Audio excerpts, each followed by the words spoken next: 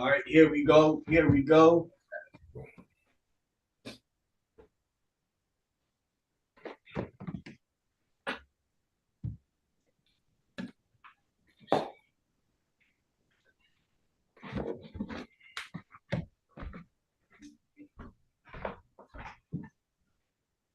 All right, we are officially live on the YouTube and on the Facebook. Officially live on both. So with that, I will turn it over to Brother Gabar. Gabar is on you, brother. All right, all right. I just want to say Shabbat Shalom, Shabbat Shalom. I am Brother Gabar here to step in to teach, being invited by Priest Hamayan here at True Church of the Firstborn. So first and foremost, I just want to give all praises to the Most High and the authority of his son, Hamashiach Yahweh. And to everyone that's tuning in on the live stream, I just want to say, may Yahweh keep you and watch over you always. All right. So today, we're going to be covering this fig tree. All right. Today, we're going to be covering the fig tree. All right. Actually, I'm gonna do the screen share because I got the PowerPoint and everything already. Okay, all right. So I'm gonna do a screen share today. Before I do that, I want to just share a quick little current event with y'all, so that way y'all can just kind of stay up to speed on what's going on. I know that when we meet offline, we kind of go over some current events. I just want to kind of share one with y'all briefly that's actually got to do with the Bible itself. Okay. So I posted this up on the Israelite Studies website. And then at the bottom, it'll show where the link where the article is actually posted at. So let me just get that. Let me get that share up real quick. All right, let me know if y'all can see that. Huh. All right. So have y'all ever seen this Bible before? I haven't. No. All right, so this is something new. It's called the Upside Down Kingdom Bible. It's published by Zondervan, and it's a new international version. Okay, so I'm just gonna read this article so it could be so you can know what it's about. All right, so the title of the article is actually Christians May Boycott Upside Down Kingdom Bible, citing woke theology concerns. Okay, so I'm just gonna read at any moment. If y'all want to jump in and chime in on it, then y'all can. All right, so I'm just gonna read it real quick. So it says conservative advocacy group 1 Million Mom has launched a campaign opposing Zondervan's newly released NIV Upside Down Kingdom Bible, Think Deeply / Love Widely, claiming the study Bible promotes woke theology and undermines traditional biblical interpretations. The organization has urged Christians to avoid the publication and to sign a pledge boycotting Zondervan's product. Zondervan's newest NIV study Bible is unlike other Bibles in that it includes elements of theological and gender diversity. As such, Christians should avoid this. Christians should be aware of this. This could be called a DEI Bible, which stands for diversity, equity, and inclusion. The group noted in a January post. So this is very recent. This came out maybe a few days ago. Okay. One of Zondervan's newest publications is the Upside Down Kingdom Bible, Think Deeply, Love Widely, but it can be more accurately described as upside down theology because it includes interpretations of scriptures from a woke mindset with opinions based on a magnitude of cultural and sexual perspectives. The Upside Down Kingdom Bible, described as addressing topics such as race, ethnicity, creation care, abortion, gender, and sexuality, features study notes, essays, and book introductions contributed by various scholars and leaders from, get this, including Preston Sprinkle, general on the editor, president of the Center for Faith, Sexuality, and Gender, a Christian organized, focused on issues of faith and LGBT plus inclusivity. On its website, CFSG describes its team as a growing collaboration of Christian leaders, pastors, scholars, and LGBT persons serving as advisors and contributors. Sprinkle also Sprinkle, also the host of Theology in the Raw podcast, has been vocal about the importance of fostering dialogue on theological cultural issues, often engaging with individuals of differing perspectives. In its statement opposing the Bible, 1 Million Mom warned the Zondervan Bible's content deviates from traditional Christian beliefs, stressing that scripture is extremely clear in Ezekiel 13, verse 10 through 12, and Matthew 18 and 6 about the consequences of leading others astray. The campaign further alleged that Zondervan's decision to release the Bible was a deliberate move to align with contemporary cultural trends and accused the publisher of selling wokeness under the guise of inclusivity and equity. In a statement to the Christian Post addressing the controversy, Zondervan defended the purpose and scholarly rigor of the Upside Down Kingdom Bible, emphasizing its commitment to evangelical Christian beliefs. So, this is what they had to say. They're saying the Upside Down Kingdom Bible is a new tool for engaging Christians who are seeking biblically based answers to today's tough questions, Zondervan said. As is standard with our study Bibles, contributions are from multiple biblical scholars with trusted credentials and expertise in their fields of study. All the contributors, all the contributors hold to the authority of Scripture, and the content has been fully reviewed to ensure that it is within the scope of evangelical Christian beliefs.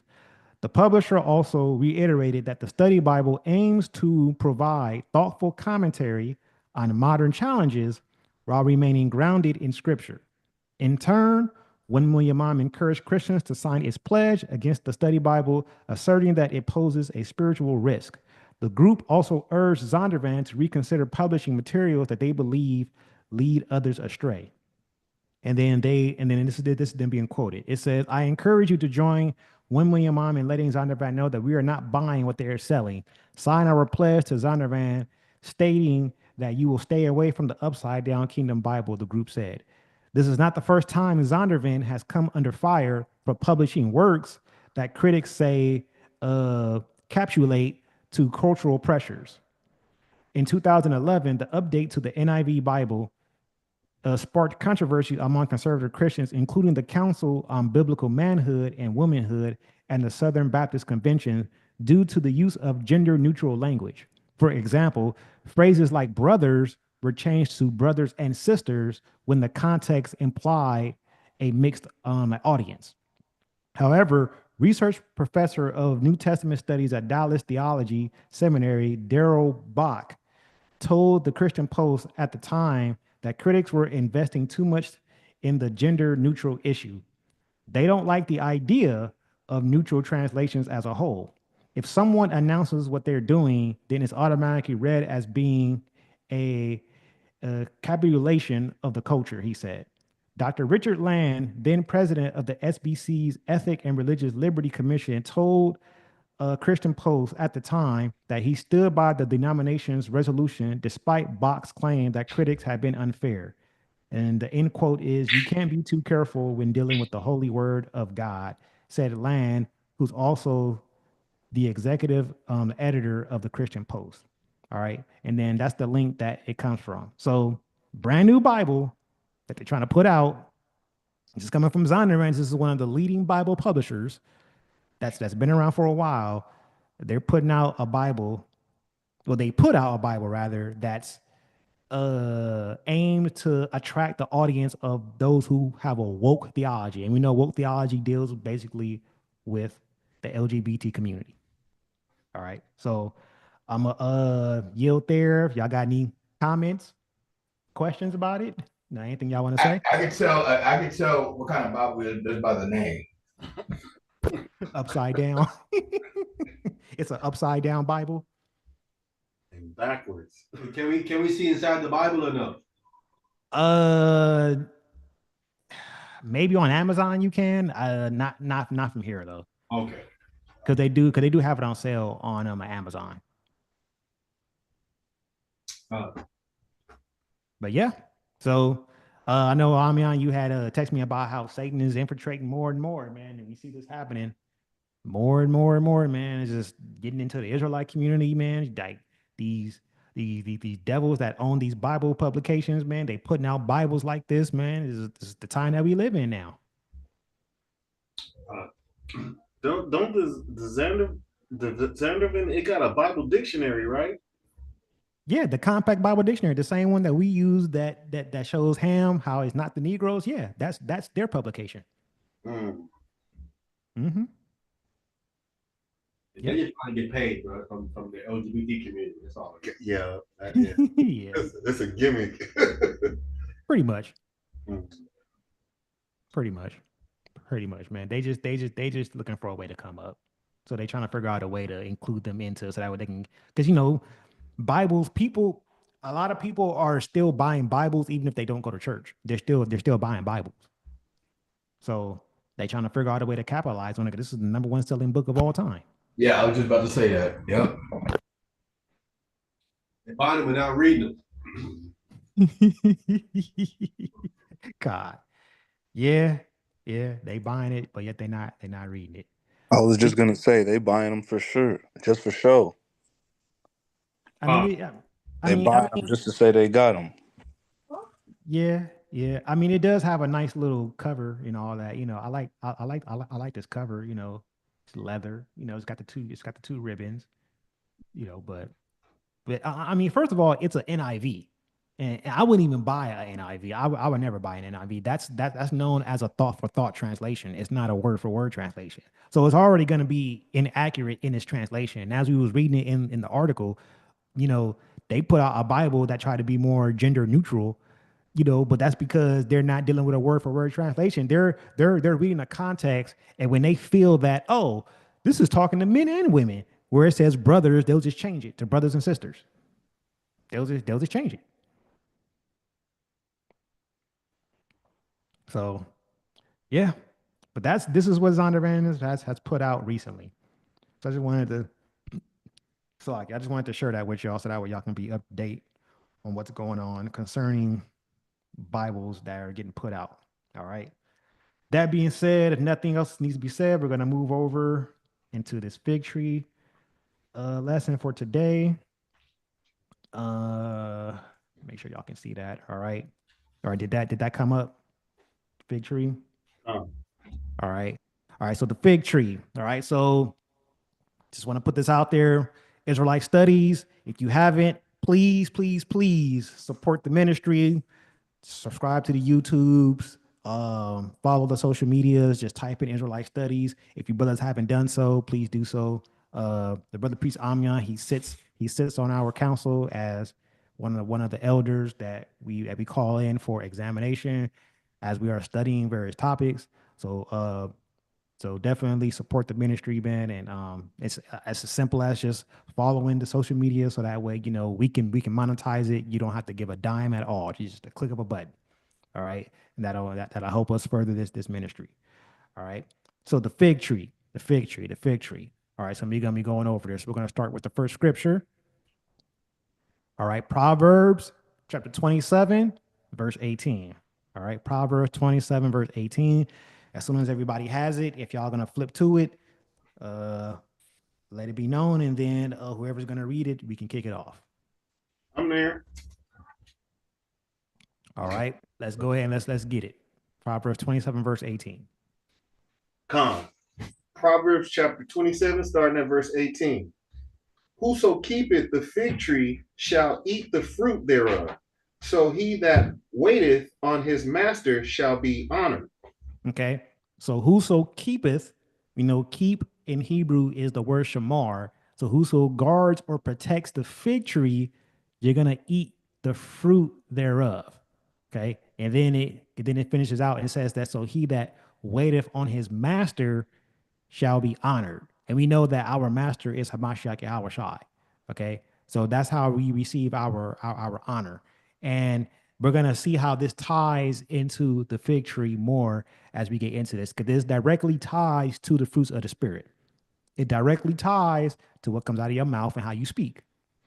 Okay. It ties into all of that. Okay. So this is kind of like an introduction to what will be the fruits of the spirit whenever you go through each particular fruit. But so this is just the introduction of scripture here. Okay. Moving on.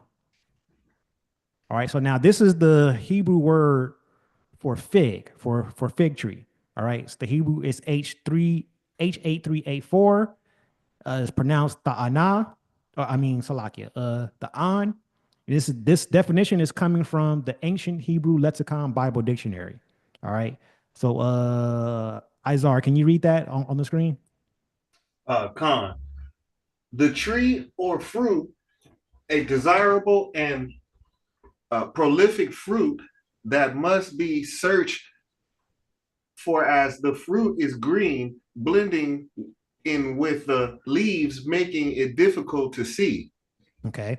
So I'm gonna show a picture of what an actual fig looks like, and just on the next slide. Okay, but I just want to highlight a couple things here. That this fig, it's green. Okay, it's green and it blends in with the leaves. So remember what the Messiah said, which we're going to address earlier, that you shall know them by their fruits. But because a fig, a fig tree, its fruit blends in with leaves, you really got to examine to know whether it's fruit there or not. You got to examine it very closely. Okay. So now it's used, the frequency of this word is 39 times in the so called Old Testament, and it's going to be translated as fig tree or fig in your King James Bible. Okay. Now, this is the picture. This is what a fig tree typically looks like. All right. So this is coming from Britannica.com. And as you notice, you see how it's got sometimes the fruits will, on some figs, it'll be like purple like this. But as you see the other figs, they're green, and see how they kind of blend in with the leaves. So sometimes it's difficult to see unless they look red like this. Okay. So that's why a fig tree, if you're thinking about fruit, you got to look at it real close. You got to really examine it to know what kind of fruit is bearing. You Hey, got to so look. like I got a question. Yes, sir. So would you consider the purple one like as like going to be spoiled, or like what would that be? So when I looked up some of the other pictures of like figs, they were, yeah, some were like purple, some were like kind of like blue looking, but it was mostly generally green. Maybe it's due to its ripeness, I would say. Oh, Maybe some of them are more ripe than others, or some of them could be spoiled. Some of them could be spoiled, because if you notice, like these ones right here, you see how this one that's all the way at the end here, it's like hmm kind of green, but it's starting to turn purple. hmm So it's a little bit ripe. It's been out in the sun for too long versus some of these other ones that are like pretty green looking, and it blends in with the leaves.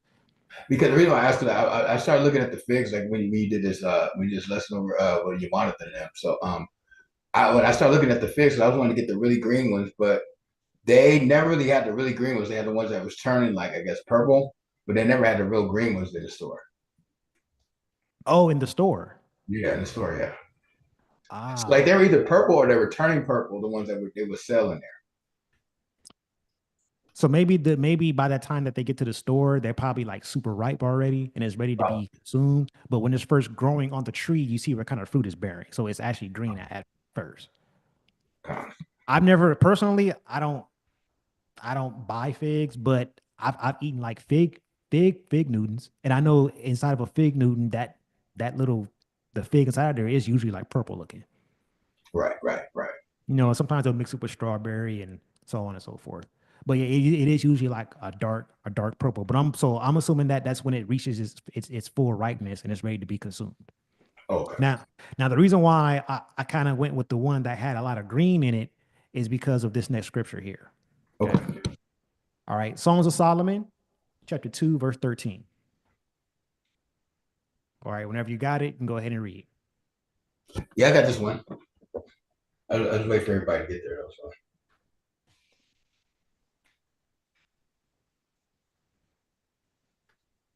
Con. you guys there?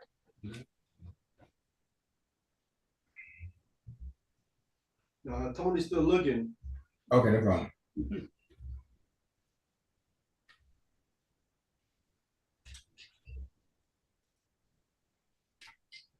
From the summer, right before Isaiah. Come on. Yeah, it's a real short book, It's a and real small book, yeah. it's a real small one. It's only like 8 chapters. Come.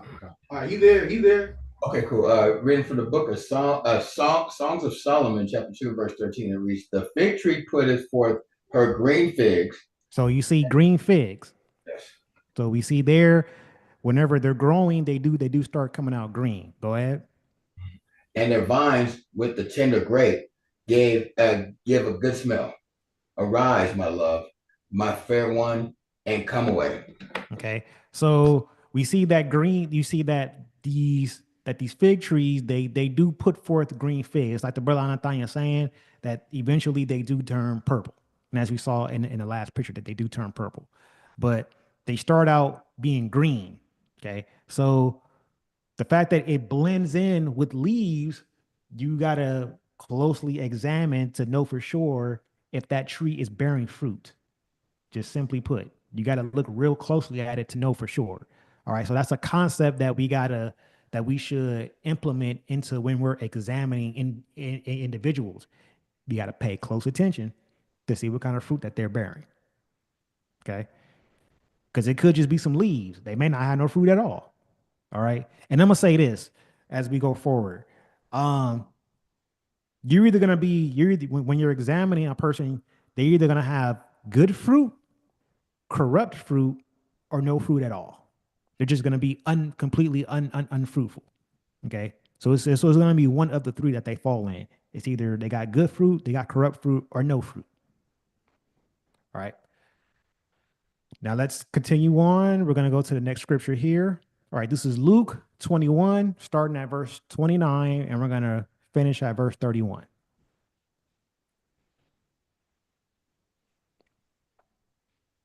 And whoever got it, whenever y'all get there, you can go ahead and read.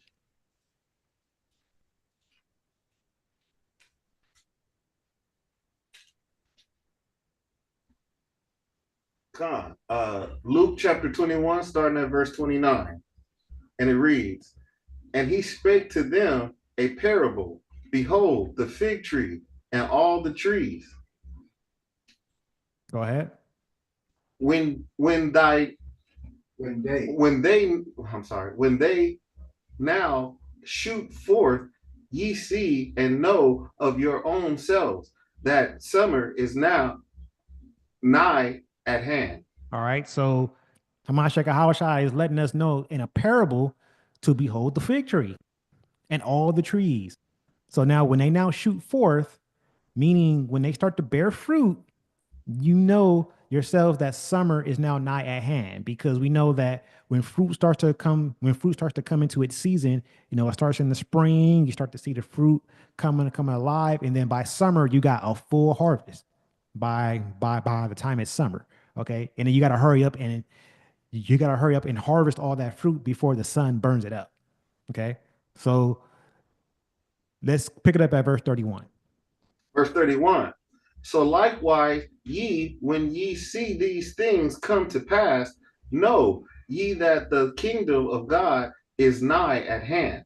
All right. So the kingdom of the Most High is nigh at hand. So the way that we're supposed to be watching the signs to come is how we're supposed to be examining when a fruit is getting ready to be harvested. Okay. That's the parable that's being given to us here.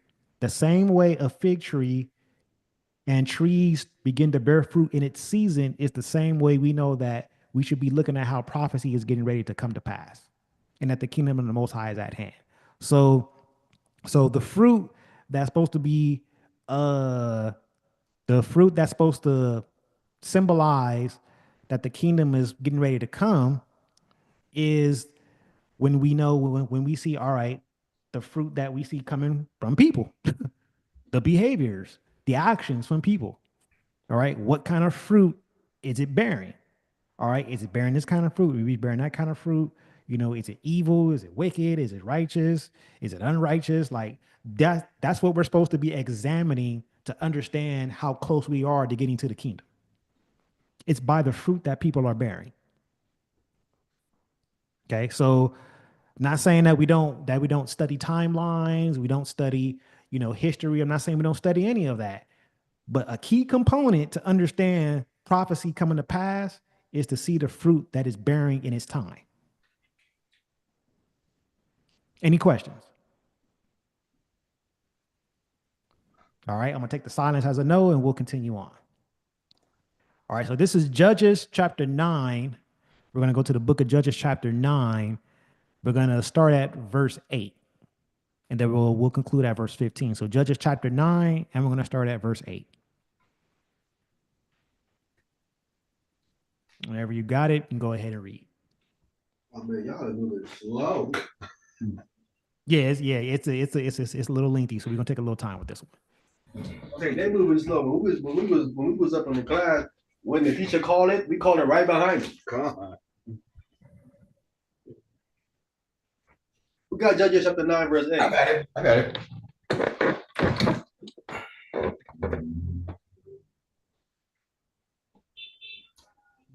Go ahead, brother. Okay, reading from the book of Judges, chapter 9, verse 8, and it reads, the trees went forth on a time to anoint a king over them. And they said unto the olive tree, reign thou over us. Okay, so just to give a little background, it's commonly understood that this is the people talking to Gideon. All right, that's what is commonly understood about this passage here. That it's actually the people talking to Gideon, but it's spoken in this parable format. All right, so let's continue on. Verse 9. But the olive tree said unto them, should I leave my fatness, wherewith by me that they honor God and man, and go to be promoted over the trees? Okay, so that's supposed to be Gideon in his response.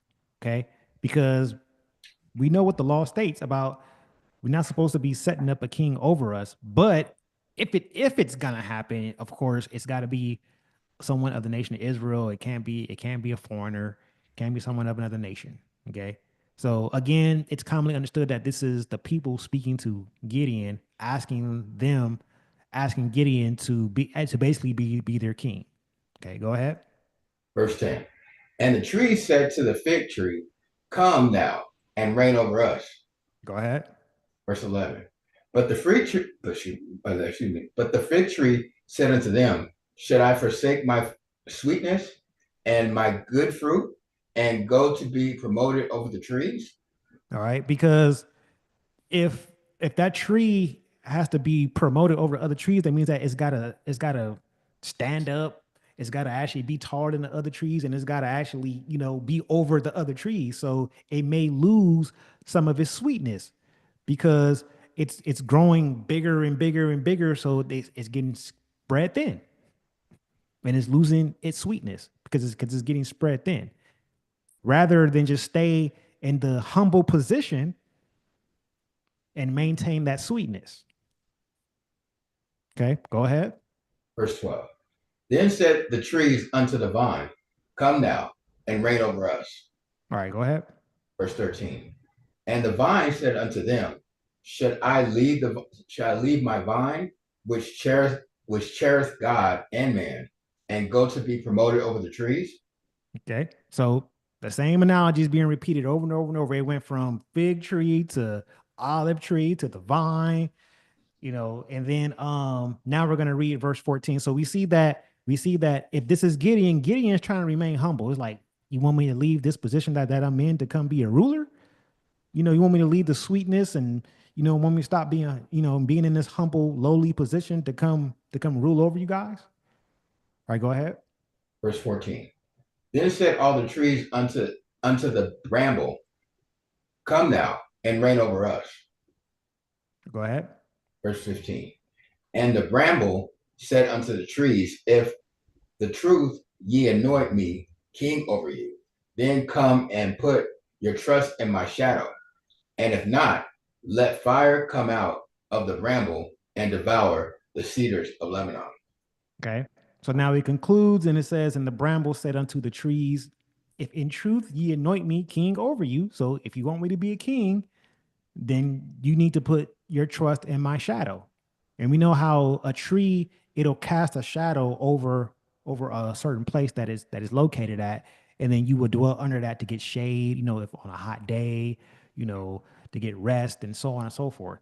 All right. So he's saying you need basically if you want me to be king, then you need to trust in the shadow that I'm about to cast, because a king is going to be exalted above, and it's gonna have, it's kind of like a tree having that growth that's going to cast its shadow over the rest of the land that is located in. Okay. Says it says, then come and put your trust in my shadow. And if not, let fire come out of the bramble and devour the cedars of Lebanon. Okay.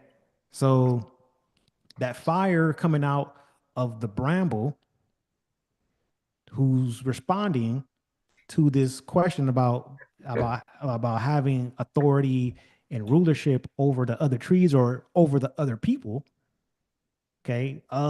If you don't put trust in that king, then fire's coming and it's going to devour the cedars of Lebanon. Okay. So in other words, if you're going to anoint a king over Israel, you better put your trust in that king. Okay. Don't anoint a king to be over the nation of Israel and then don't trust in the king. So the bramble is it? What is a bramble? Let me look it up real quick. Let me look it up real quick. In general, I don't wanna misquote it. So let me just see. Bramble. It says here. I'm gonna drag this over real quick. All right. So it says bramble can refer to a type of shrub, a cocktail, a wine descriptor, or a brand of furniture and dog food. Oh, hold on. That don't sound right. Let's put bramble definition. All right, so bramble. All right, so it says any type of. I looked at the Hebrew word. It says what it said is it's a thorn tree or a buckthorn. Is the definition. It's a H329. H32. Okay, con. And then in English, because I like to look it up why they would translate it into English using the word bramble. So here it says any of a genus rubus of usually prickly shrubs of the rose family, including the raspberries and blackberries, also the fruit of a bramble or a roughly prickly shrub or a vine. So what did it say in Hebrew again? It says thorn tree, like I like, which fits with those because like with blackberries and all stuff, whatever they have thorns on the Right, thing. those are thorn bushes. Correct. Yeah. Correct. Okay, fine. So that's what a bramble is to answer that question. All right. All right. So now let's continue on. Let's continue on. All right. This is Mark chapter 4, verse 18 and 19. All right. Mark chapter 4, verse 18 and 19. Whoever got it, go ahead and read. Mark chapter 4, starting at verse 19. 18. Okay. Mark chapter 4, starting at verse 18. And this are they which are shown, And these, and these are they which are shown amongst thorns, such as hear the word, Go ahead. 19, and the cares of this world, and the deceitfulness of riches, and the lust of other things entering in, choke the world, and it becoming unfruitful. Okay. So remember, I spoke about earlier briefly that a tree that you're supposed to be examining is either going to have good fruit, it's going to have bad fruit, or it's not going to have no fruit at all. Okay. So in this case, if you have a seed, which is the word of the Most High, that's Luke 8:11. Luke chapter 8 verse 11 says that the parable of this, the seed is the word of God. So the word of the Most High, if it gets sown among thorns, that's representative of it being planted, and it basically becomes a thorn bush without any fruit. It's just a thorn bush, and those thorns is representative of the deceitfulness of riches and the lust of other things that enter in. Okay, that could be sports. People get caught up with watching sports all the time, and they don't have any focus on the Most High. It could be the pursuit of money, the pursuit of women, it's the lust, it's the lust of the world. It's the cares of this world, trying to have the best clothes, the flashiest shoes, all these things that really don't mean nothing to the most high when it comes in the day of judgment, when you got to stand before him. Okay. These are the things that's like a thorn that chokes the word. And now it's just a thorn bush that's not bearing any fruit. And we saw how earlier how a bramble is supposed to be like, it's supposed to be a thorn bush that has raspberries, blueberries, etc. But in this case, it's just a thorn bush. Doesn't have any fruit. Doesn't have any fruit. Okay. It's unfruitful.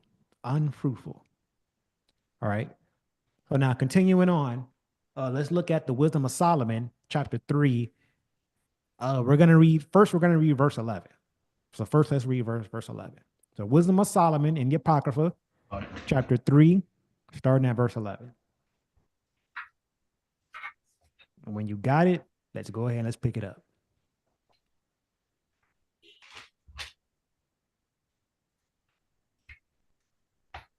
It's 58 chapter 3. Wisdom of Solomon, chapter 3, verse 11. Wisdom of Solomon, chapter 3, starting at verse 11. And it reads, For whoso despiseth wisdom and nurture, he is miserable, and their hope is vain. Their labors unfruitful, and their works unprofitable. Okay. So we see that there. Unfruitfulness comes from those who despise wisdom. Unprofitable works come from those who despise wisdom and nurture. You're miserable. Your hope is in vain. It's all vanity, just like we just read previously in Mark. If you despise wisdom, you are unfruitful. And we know that the beginning of wisdom is what? What is the beginning of wisdom? Knowledge. What does it say verbatim in the scriptures? What is the beginning of wisdom? The fear of the Lord. There you go. The fear of the Most High is the beginning of wisdom. So if you despise the fear of the Most High, you're unfruitful. You're not gonna bear any kind of fruit. Okay. Let's pick up verse 15. So let's jump down to verse 15. Verse 15. For glorious is the fruit of good labors, and the root of wisdom shall never fall away. All right. So there's glory in the fruit of good labors. Okay. So if you got good works, those things have glory. And the root of wisdom in good fruits never fall away. Meaning what? If the word of the Most High that you receive it's supposed to be that divinely implanted principle, like my brother always says, if that's implanted in you and it's not planted among thorns, it's planted on good ground, the root of wisdom shall never fall away. You will always bear fruit. You will always bear fruit if you remain in the fear of the Most High. Because then from there, you start to get more fruit and you start to get more understanding. Then you start to get more knowledge, like the brother just stated. But you got to start with the fear of the Most High. The root of wisdom shall never fall away. Your fear of God will never leave. So, okay. Yes, sir. What is the worstest fruit? Is it the corrupted fruit or the non-fruit? Good question.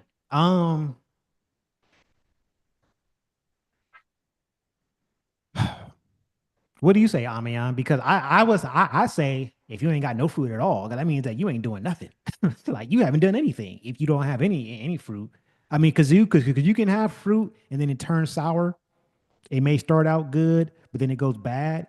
But if you don't have any fruit, that means that, man, like you didn't nurture. There was no nourishing. There was no care for the word of the Most High. There was nothing. You don't have anything. What is your question is what? What is the worst fruit out of the corrupted fruit and the non-fruit? I think he's saying which one is worse, having no fruit or having corrupt fruit. Corrupt fruit. the same thing. They both go to waste. Yeah. I was kind of saying that too. They're kind of like the same. But I would say if you don't have any fruit, I mean, you're not even giving the Most High nothing to go on. Like it's like I don't have nothing to go on.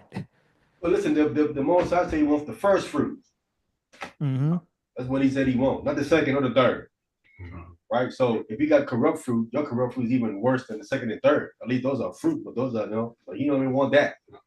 He want the first one. Right. But likewise, then to follow up the brother saying, if you don't even have the first one, that's just as bad. If you don't even have the first one, won't be accepted. If you have no fruit, then you don't even care. Right. You didn't even plant nothing to produce no fruit. You know what I'm saying? Didn't even try. Didn't even try. Right. Whereas if you got corrupt fruit, okay, you tried, but then something happened. Something happened, and it became spoiled. All right, let's continue on. All right, this is Luke 13, starting at verse 6. Luke 13, beginning at verse 6. When you got it, let's go ahead and let's pick it up. Once again, we're going over the fig tree. For those who are tuning in online, fig tree, we're going to be reading in Luke 13, verse 6. I got it. All right, go ahead. All right, reading from the book of Luke, chapter 13, verse 6, it reads, He spake also this parable. A certain man had a fig tree planted in his vineyard, and he came and sought fruit thereon, and found none. Okay, so it's an unfruitful. So he had a fig tree planted in his vineyard. When he came to examine it, it was unfruitful. Go ahead. Verse 7. Then said he unto the dresser of his vineyard, Behold, these 3 years I come seeking fruit on the fig tree, and find none. Cut it down, why clombereth it the ground? Okay, so 3 years. It's like I've been coming for 3 years, and this tree ain't produced nothing, like nothing. So that would be equivalent to, man, you've been in the truth like 3, 4, 5 years, and you ain't doing nothing yet. Where's your fruit? Where is the fruit? Where is it? Where is the evidence of your work? Where are your works? Because your works is supposed to be the evidence of your faith. It shows how much you believe. Where is the evidence that you actually believe in this? 3 years, nothing. Cut it down. Why cometh it to the ground? Go ahead, verse 8. Verse 8.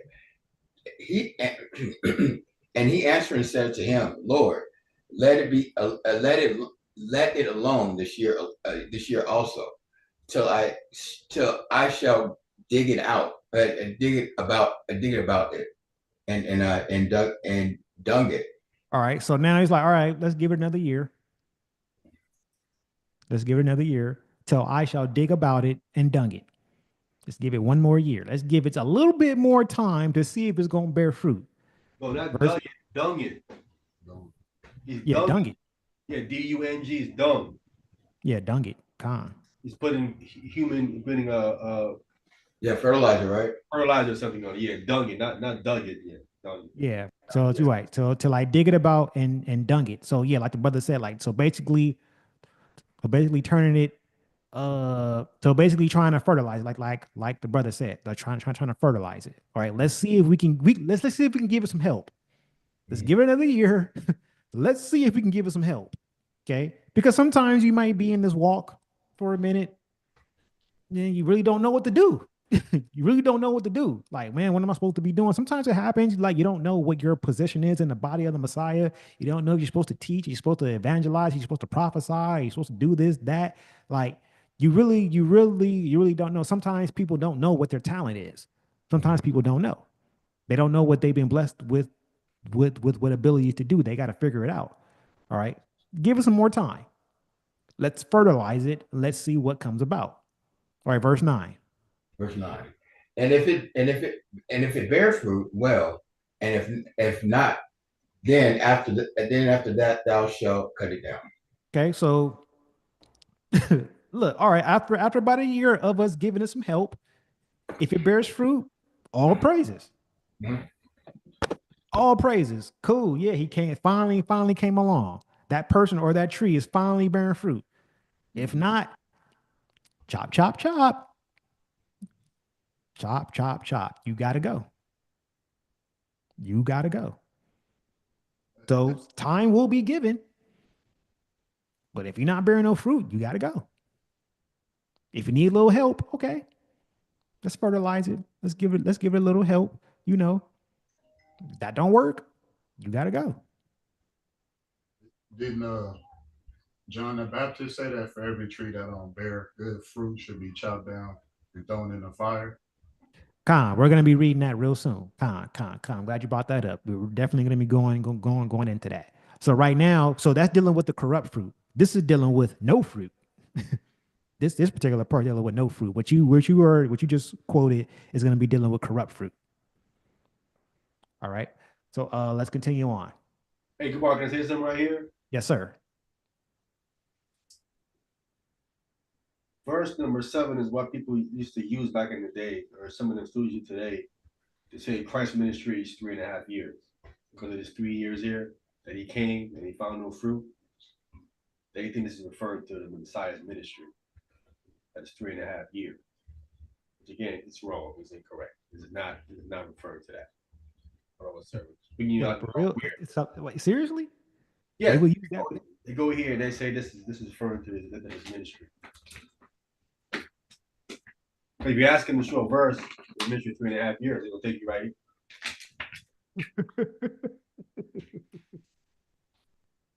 They literally think that Christ was coming to the Israelites for 3.5 years and he get no fruit. It was like I guess near the end of the 3.5 years, the apostles joined. And then they, you know what I'm saying? Just pointed it out. But again, it's also imperative to point out too as well. He's showing you that you have a 4 year length for you to produce some kind of fruit. Unless I want to see something from you when you're in this thing. You know what I'm saying? But he's saying, well, you just sit here. He used the word cumbereth. Cumbereth is just you just been there. In other words, you are inconveniencing the ground. You're in the ground. You're here not doing nothing. So you just Taking take up space. space. Yeah. God. You're taking up space, not doing nothing. So they're gonna move you out the way and put something in there that's gonna do something with it with the ground. You know what I'm saying? It's wasting space. So you don't want to be the truth and you're not doing nothing, just sitting there, just not doing nothing. It's sucking nutrients out of the soil. Yeah, most I'm gonna pull you out there like you do. Well, I mean, you here, do something. Get Yeah, active. that's God. That's the equivalent of in the Christian church that people that just go to church and just be a pew filler. They just sit there and they don't do nothing. They just come, sit there, and do absolutely nothing. They probably get the food, after they serve refreshments and stuff. They just eat all the food. They don't do nothing. They don't do nothing. They don't put in no work at all. And actually, when I was over there at Yawanta's class when we was going over this, the same things basically being addressed. Like you can't come into this. This is not Christianity where you can just come in and then just sit. You got to do something. You got to do something. You cannot just sit back and not do anything when you're in this. Like the harvest is plenty and the laborers are few. We need people to work. You got to be a workhorse in this. You can't just sit back and not do nothing. That's not what this is. That's not what this Bible is teaching us. The Bible's not teaching us to just learn and then just sit there and learn. You're learning so that way you can go out and execute upon the things that you are learning. And again, there's plenty of work to be done. Uh there's a lot of different functions in the body of Hamashiach Yahushai. But if you're not doing anything, man, you ain't bearing no fruit. You ain't doing nothing. Like again, it's not even like we can look at it and be like, hey man, that was some bad fruit. We gotta prune that out real quick, man. Make sure you can get some better fruit going. Like you got nothing to go on. It's like, man, he ain't doing nothing. She ain't doing nothing. Gotta go. You gotta go. If you need a little help, okay, I don't know what to do to get help. Okay, we'll help you out. After about another year, you still ain't doing it, man. You gotta go. Gotta go. Okay, let's continue on. All right, now this is back in the Apocrypha. We're now going to go to Ecclesiasticus or Sirach, chapter 24. We're going to grab it from the top.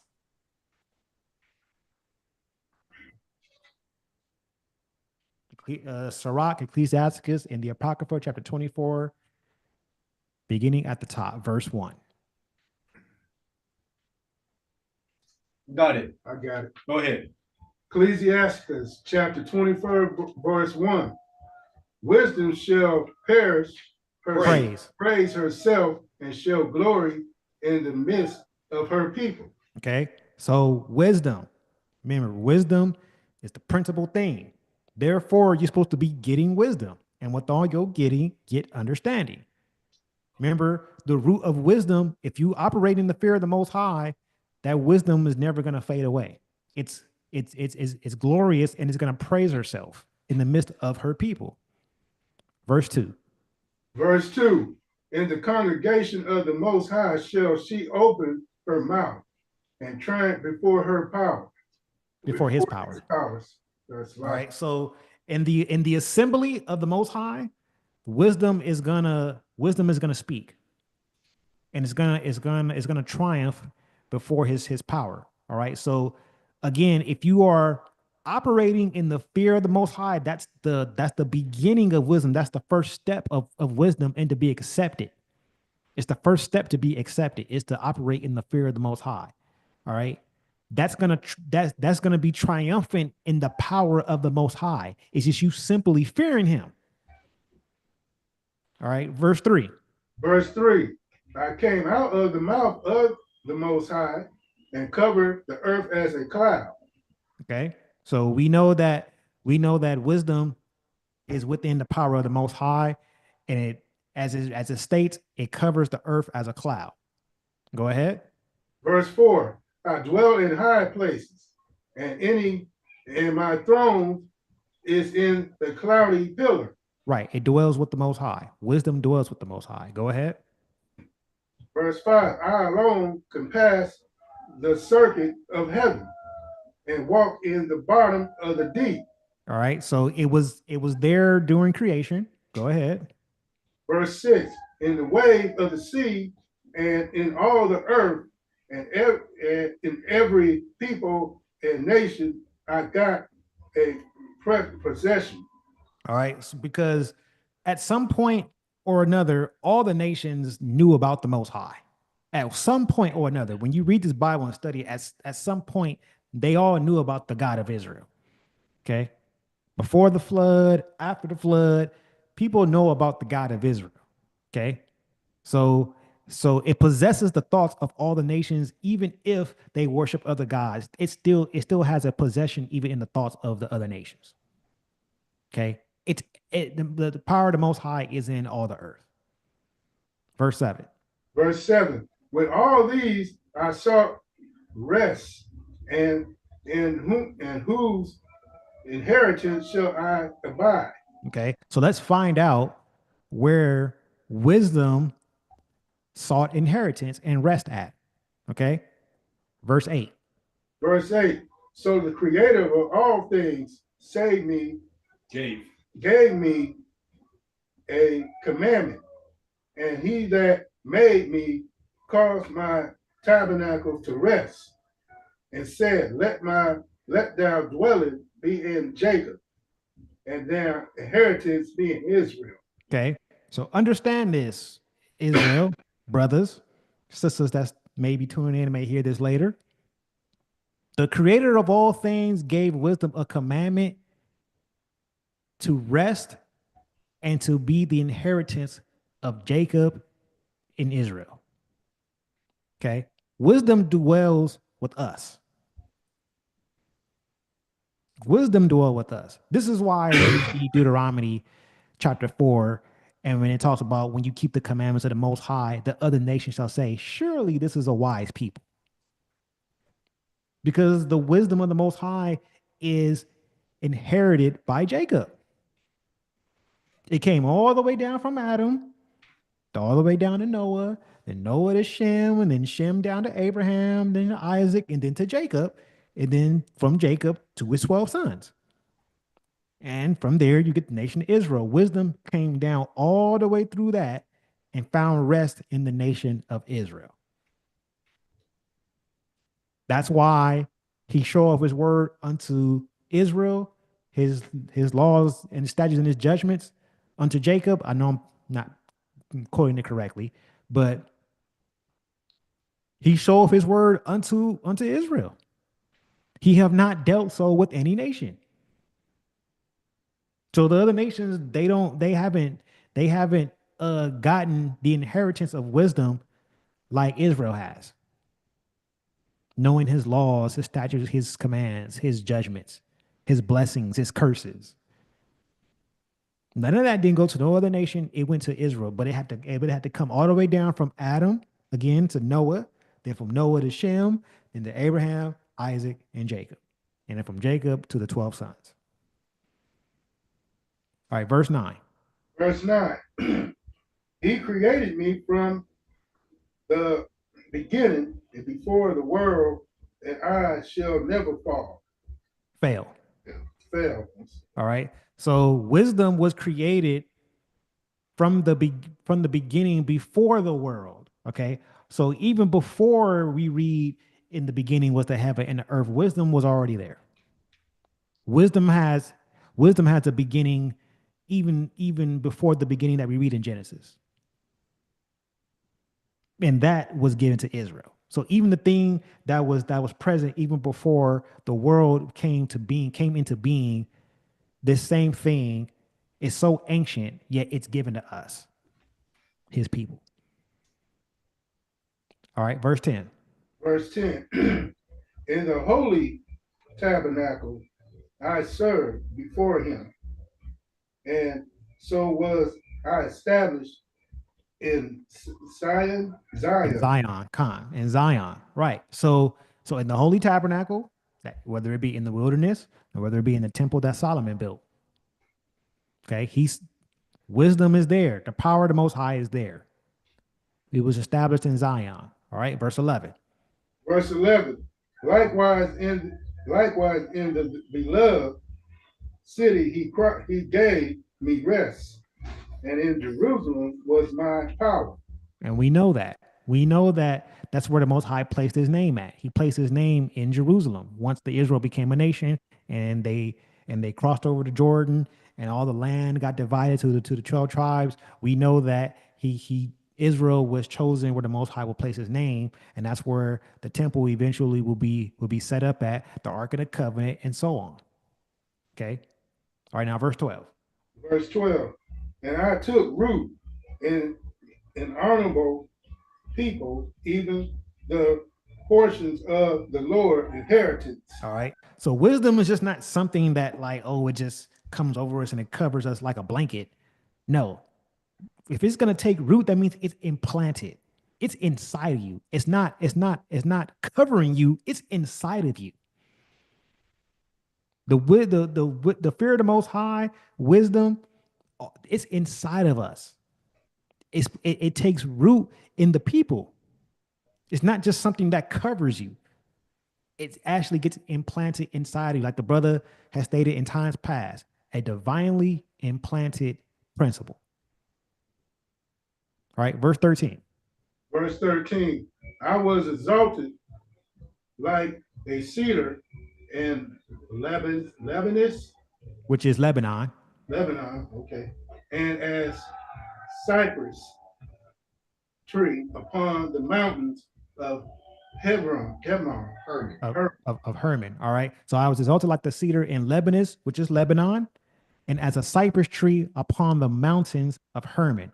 Okay. So wisdom is exalted, which means what? It grows up like a tree. It takes root and then it starts to grow.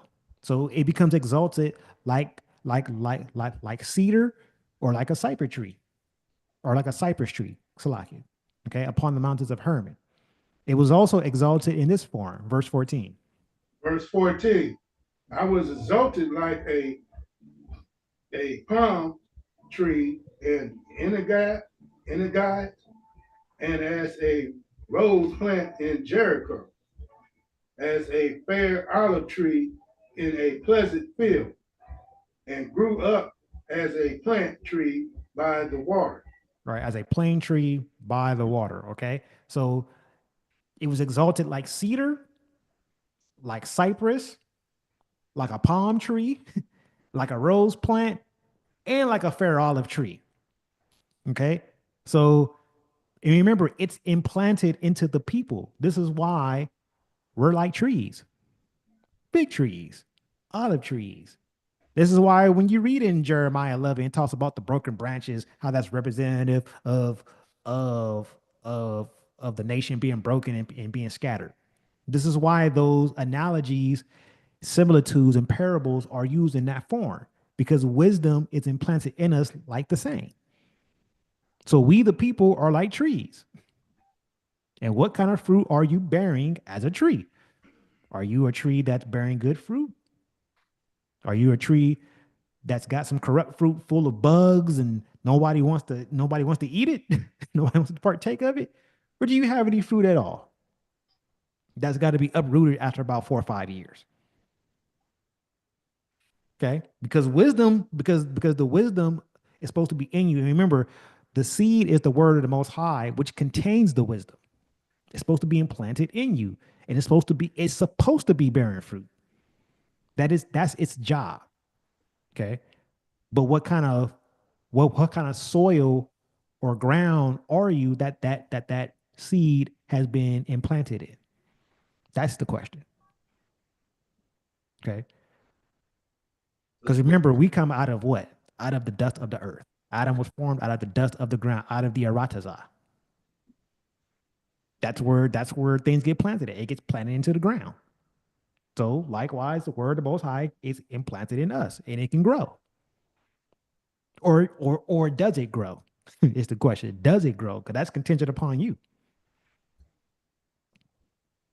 Yeah, the All verse. right. Oh, this Let is why the Most High has so much favor in Solomon, because he prayed for wisdom, asked for wisdom.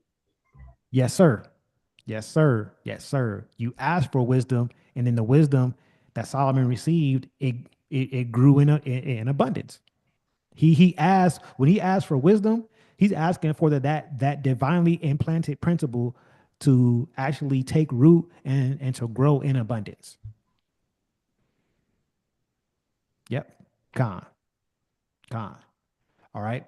Another question? Anything else? Yeah, before you go, Yes, sir. verse 8 is another verse you can use to show you Christ is a created being because he's wisdom. Con. It says, so the creator of all things gave me a commandment, and he that made me caused my tabernacle to rest. He is a created being. Christians want to fight and say that he's not a created being. It says so in Revelations 3 that he's a created being, but they trying to always want to pick the definition that says he's a created being. This here tells you he's a created being. They not, they no, brother. They not created, man. They co-equal in nature, man. Don't you see it? They co-equal in nature. Hey, which Hey, Salaki, I think it means by verse 3 you talking about. Is that Amayan, the verse 3? verse 3 where? It's about chapter 24, verse 3, where you talking about he's a created being. Like when that fit what you were talking about earlier? Well, when it says, I came out of the mouth of the Most High and I Yeah. covered the earth as a cloud. Right. Yeah, that too. You know what I'm saying? That too. But that argument that guy is using about they have the same nature, it's a bad argument. It's a bad argument It is. because the angels have the same nature. They don't. There's only one nature up there. They're all celestial beings, right? That's what Paul tells us, right? Their bodies celestial and body terrestrial, right? But he said, but the celestial is one. That's what it is. It's the one. It's all celestial, right? They differ in illumination, but they're all still celestial. The terrestrial is different, he said, and he kind of go through a little bit of it, right? So his argument that he's making is just it doesn't sound biblical understanding when you make that argument. Like Christ is the only one that has this nature with God, but angels do too. Well, that was it, brother. So would they be considered celestial? Yeah, they're all celestial beings up there. Okay, so terrestrial beings would be us. Earthly, yeah. Okay. Yeah, because you have terrestrial will be us, celestial will be them, and that's why when people ask the question, well, do you believe in extraterrestrial? I'm like, no, there is no extraterrestrial. You have terrestrial, and then you have celestial beings. There is no extraterrestrial. It's either terrestrial or celestial. Uh, All right. All right. Now let's pick up verse 15. Verse 15. I gave a sweet smell like cinnamon and as a As postulatus. apostolic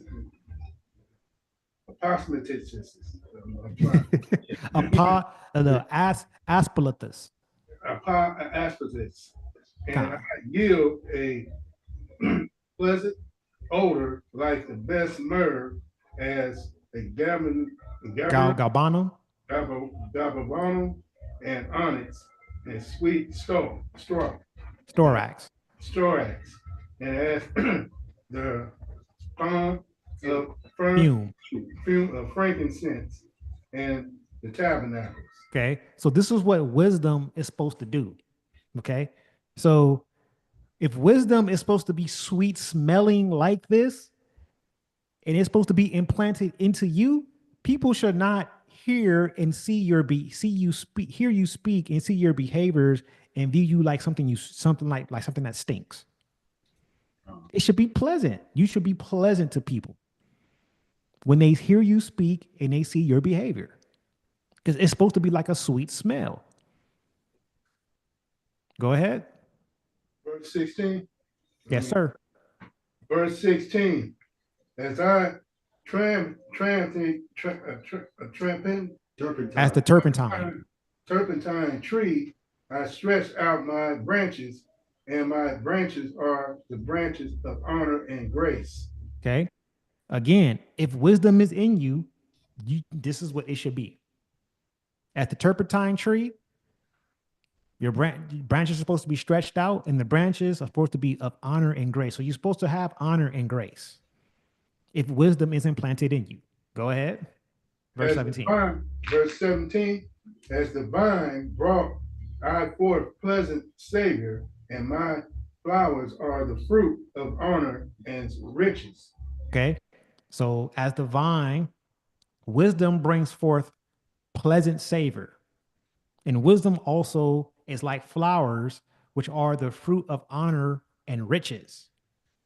Okay. So that's just like whenever wisdom, let's say wisdom gets planted in the ground and you got a flower bed and all those flowers are sweet smelling and you can pick them and give them to your significant other and they beautiful and she puts them in water. And okay, that's what wisdom is supposed to be. It's supposed to be joy, honor, and riches. It's supposed to bring forth. Okay. Verse 18. So, I got a Yes, quick sir. question. If someone wicked, as you're speaking wisdom, and someone wicked walks by and hears you speaking that, and they give you like a nasty little attitude and vibe, would that consider them wicked? If you're speaking wisdom and someone walks by that's wicked and they give you a nasty attitude, I would say it's more like, because wisdom can be, because like medicine, how natural medicine comes out of the ground also, which could be Mm-hmm. like wisdom, right? So picture it like the wisdom is like medicine that they're hearing, but it's bad, but it doesn't taste good to them because they've gotten so accustomed to taking in the things that aren't good. Mm-hmm. So so sometimes when you take medicine in, sometimes it's bitter. Though it's good for you, sometimes it's bitter in its taste because you don't necessarily like the taste of it, even though it helps to bring healing.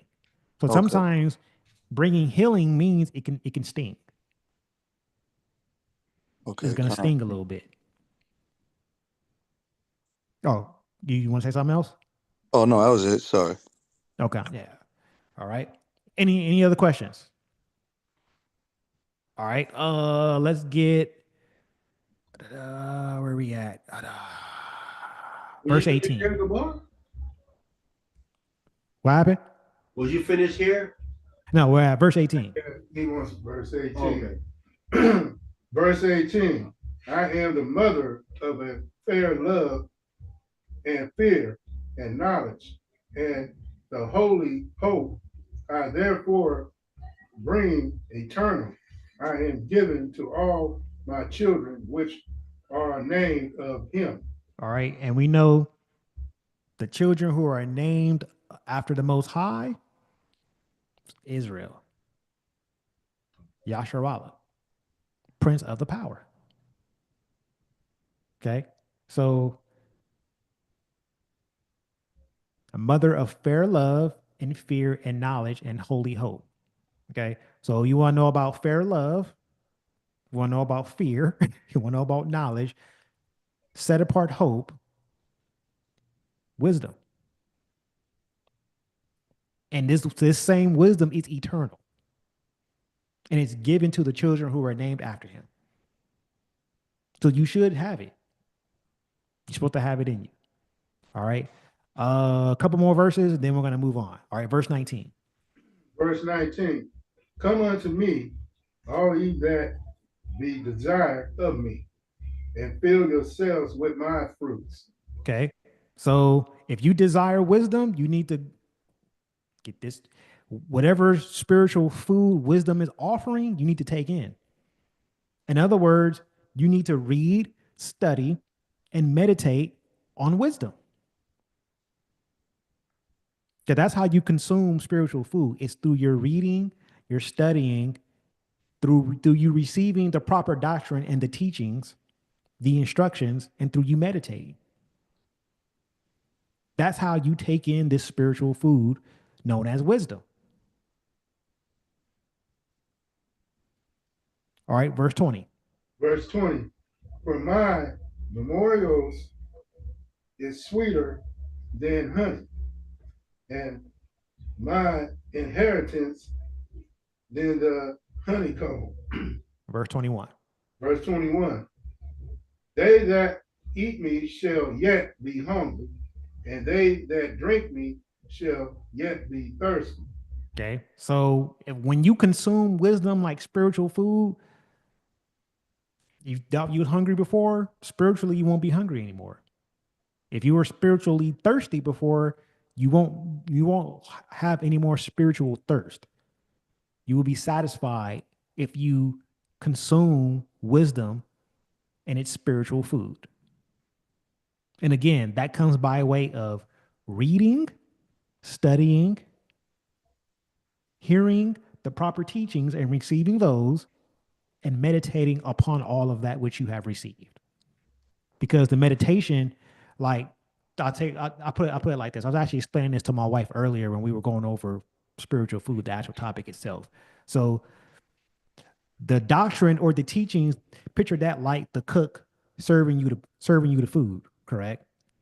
And then you're reading and you're studying, that's like you actually eating the food at the table. And then your meditation is your digestion because it's revolving in your mind. So now you're digesting it. And you'll never go hungry, you'll never go thirsty. Because we got the word of the Most High. I mean, you should never be spiritually hungry or thirsty with as much as this Bible has to offer.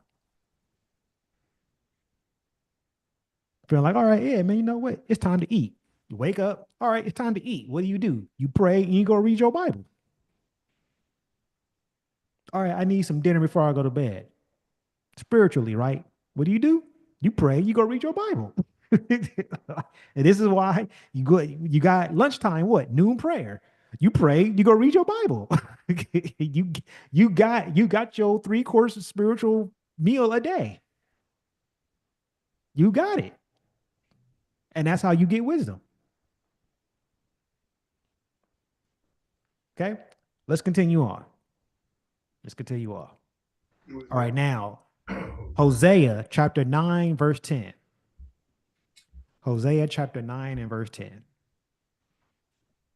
All right, as soon as you get there, who's ever got it, just go ahead. You can go ahead and take it.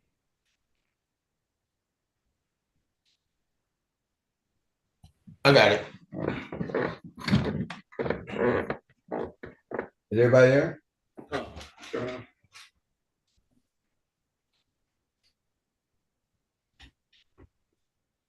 Okay, reading for the book of Hosea, chapter 9, verse 10. And it reads, I found Israel like grapes in the wilderness. I saw your fathers as the first stripe in the fig tree at the first time. But they went to Baal Peor, and separated themselves unto that shame, and their abominations were according as they loved. Okay.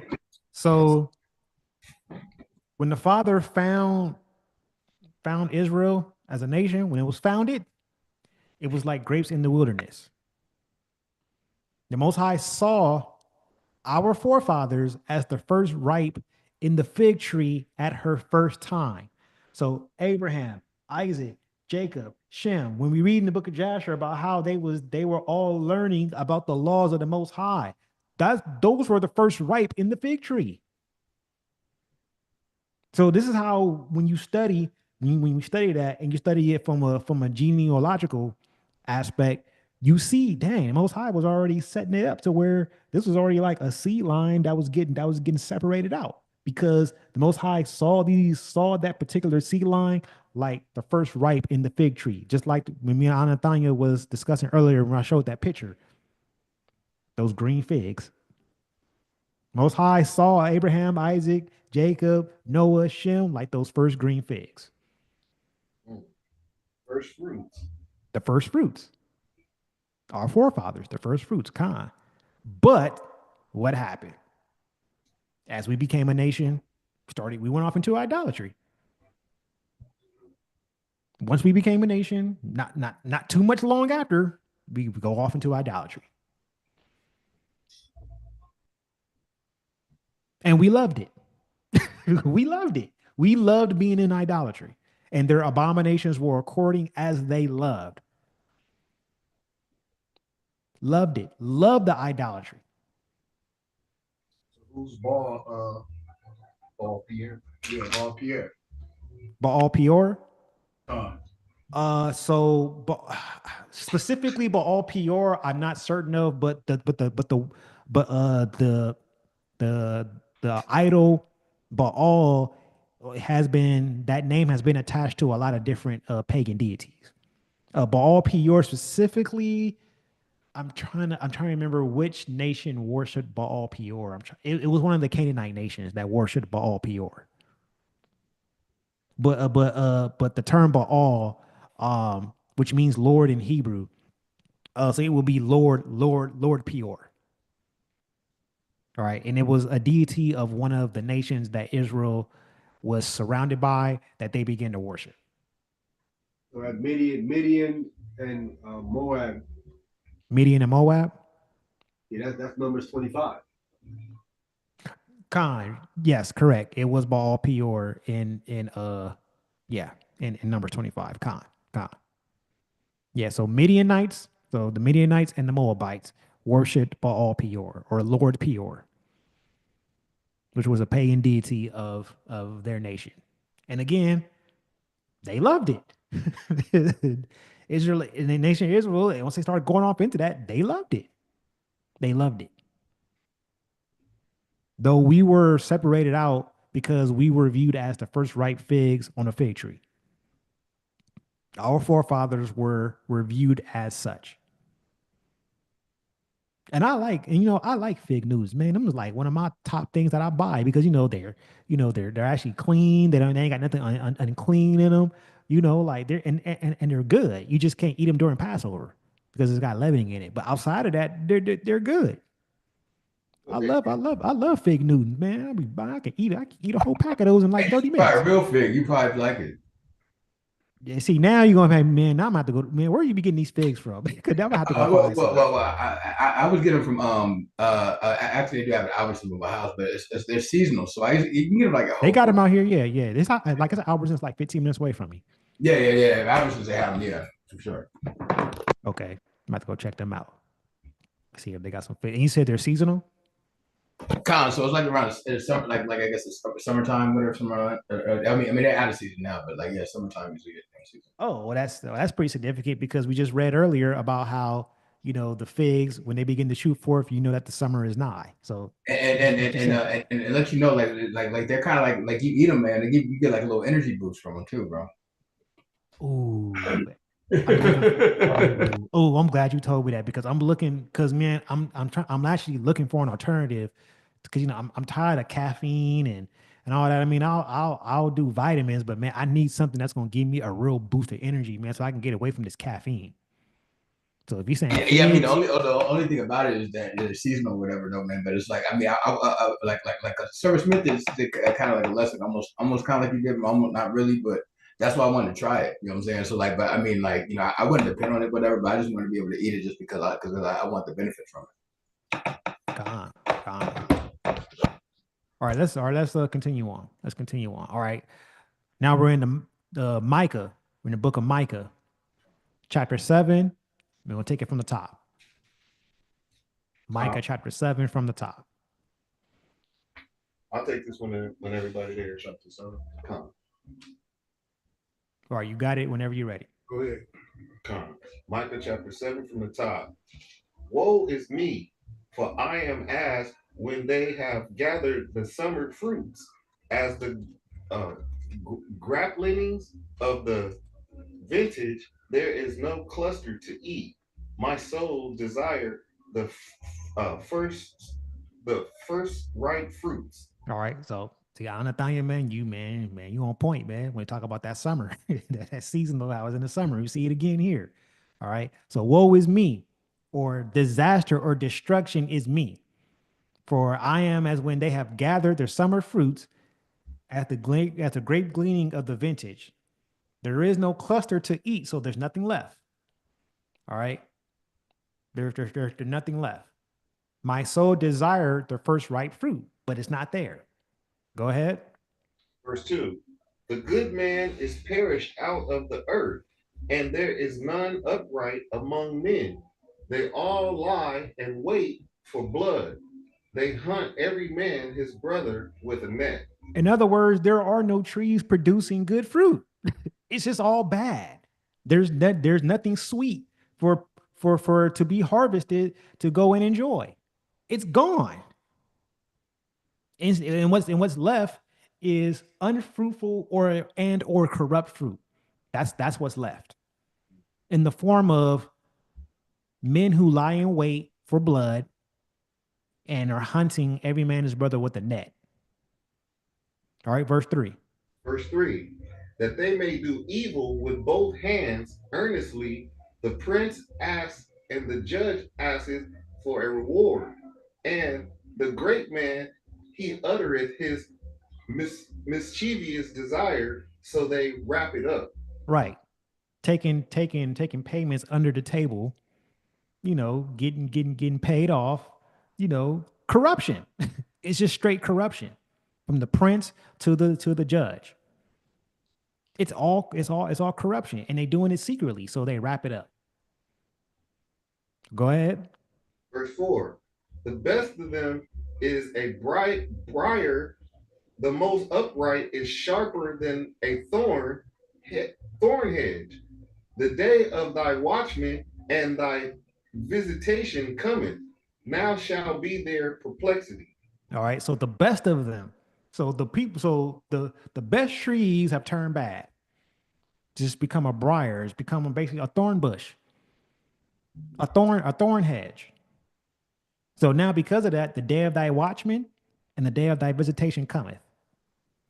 So those who sending out the warnings, the prophets are sending out the warnings about these judgments to come, because there's no trees in the form of men and women who are bearing forth righteous fruit. Now judgment has got to come, which now shall be their perplexity. They're going to be perplexed. Okay, so this is what has happened to us as a nation. We were the first ripe fruits. We come from a stock of first ripe fruits. Yet, when it was all said and done, it was not to be found, because we went off into idolatry. We went off into mischievous things. We went off into evil. What is perplexity? Okay, Okay, do you know what it means to be perplexed? So to be perplexed will be like confusion. Oh, okay. Yeah, to be perplexed is to be confused. All right. If you Oh, want okay. to, Now it makes if you sense. want a more, if you want a more definitive term, I'll look it up for you real quick. Give me a second. I can put it on the screen.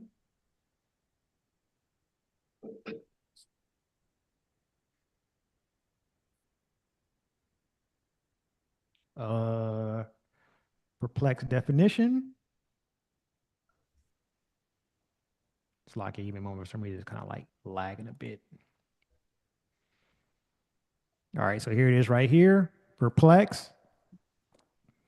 So something it says to make unable to grasp clearly or to think logically and decisively about something. So you're confused. It's complicated. Okay, yeah. It's difficult. Like it's like now so all this now shall be their perplexity. So it's like, well, because all this wickedness now is going to cause a lot of things that are not logical, that are not decisive. It's confusion. It's complicated now. Now things are going to be complicated because there's no righteous men and women left. So now Okay. everything's going to be complicated.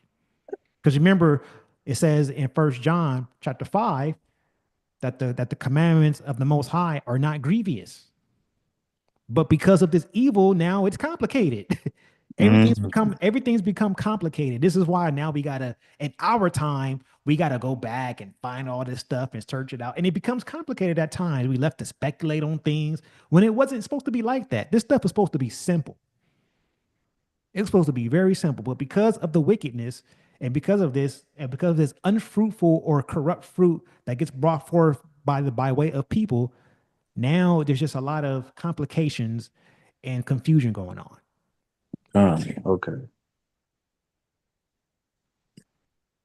That makes sense. All right, let's continue on.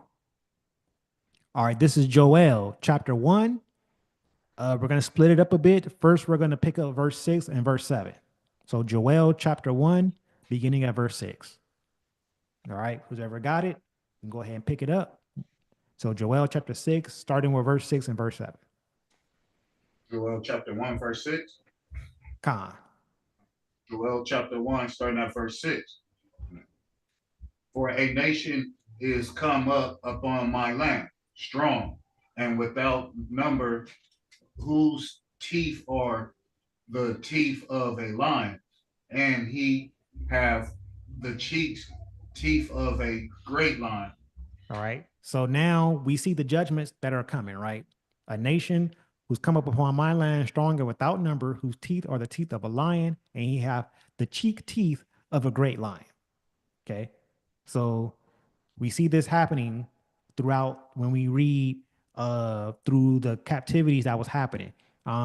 Again, I just got through reading through First and Second Kings, and I mean throughout the times of the kings, man, they were just taking people out. Some people would remain, they would just take some more out. And then Nebuchadnezzar would come, would take some out. The Assyrian king would come and they take some out. It just kept happening in succession over time. Okay. All right, verse 7. Joel chapter 1, verse 7. And have laid my vine waste and bark my fig tree. He have made it bare, Clean bear. clean bare, and cast it away.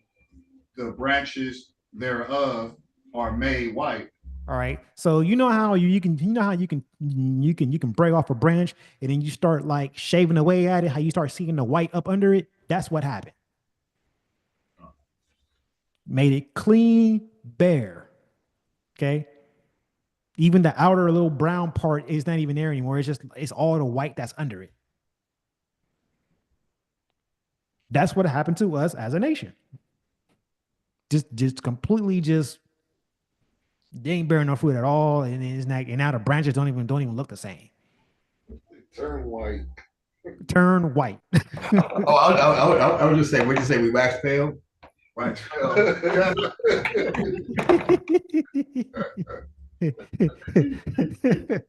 God. Yeah, a tree that waxes pale. Yeah, a tree that waxes pale. So All that's right, verse 12. Let's jump down to verse 12. con, All right, pick up verse 12. con. Sure. The vine is dried up, and the fig tree languishes. The Pomegranate.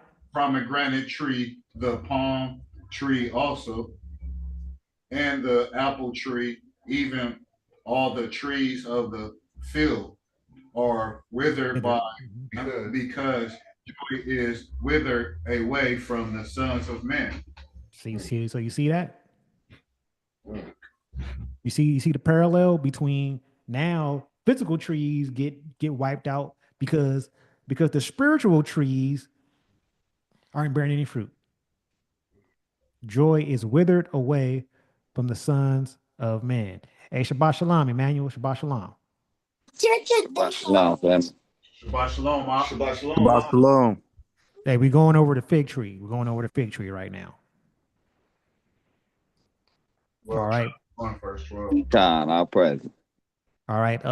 If you can see it on the screen, I got it up right now. We just got through reading Joel chapter 1, verse 6 and 7, as well as verse 12. All right. So we're getting ready to go into the next verse. Okay. Let's continue on. All right. This is Hosea chapter 2, verse 11 and 12. Hosea chapter 2, verse 11 and 12.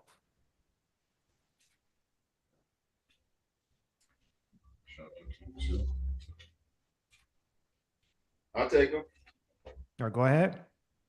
Hosea chapter 2, starting at verse 11. I will also cause all her mirth to cease, and feast days, her new moons, and her Shabbat Sabbaths, and all her solemn feasts. Which did happen. And as we coming back, we see there's always a bunch of confusion with the calendar. You know, as you're trying to come back to, remember, we're perplexed. Stuff is complicated, trying to figure this stuff out. It became complicated. Okay. Go ahead. Verse 12. And I will destroy her vines and her fig trees, whereof she hath said, these are my rewards that my lovers have given me, and I will make them a forest, and the beast of the field shall eat them. Okay. So the fig trees and the vine trees was given by the Most High. But she said, talking about the nation of Israel as a wife that's supposed to be a wife to the Most High, oh, these are my rewards that my lovers had given me. Talking about, oh, well, the other, basically, the idols gave these things. The things that they worshiped, the things that they loved. Remember, because we read it earlier in Hosea 9 about how they removed themselves onto Baal Peor, and they loved it. So they leave their first love to go be with this other love, which is the idols.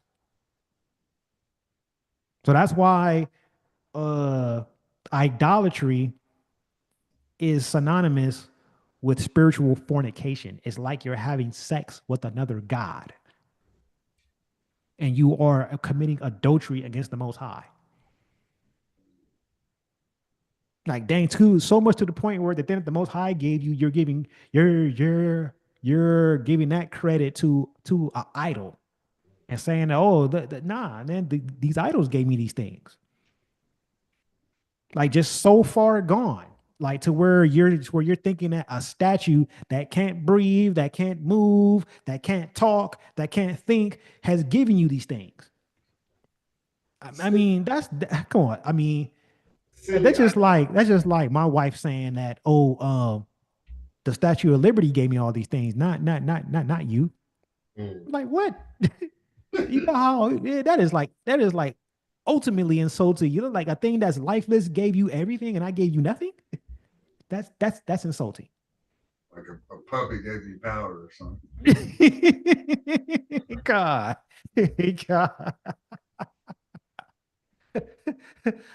So, but think about it. The idols that they love so much, they had to make those things. So the thing that you made gave you all this stuff, but you're the one who made that idol. But yet but doesn't even make sense. It's like, this is why now I see why the Most High is like, oh nah, man, I'm gonna bring the hammer down on these guys.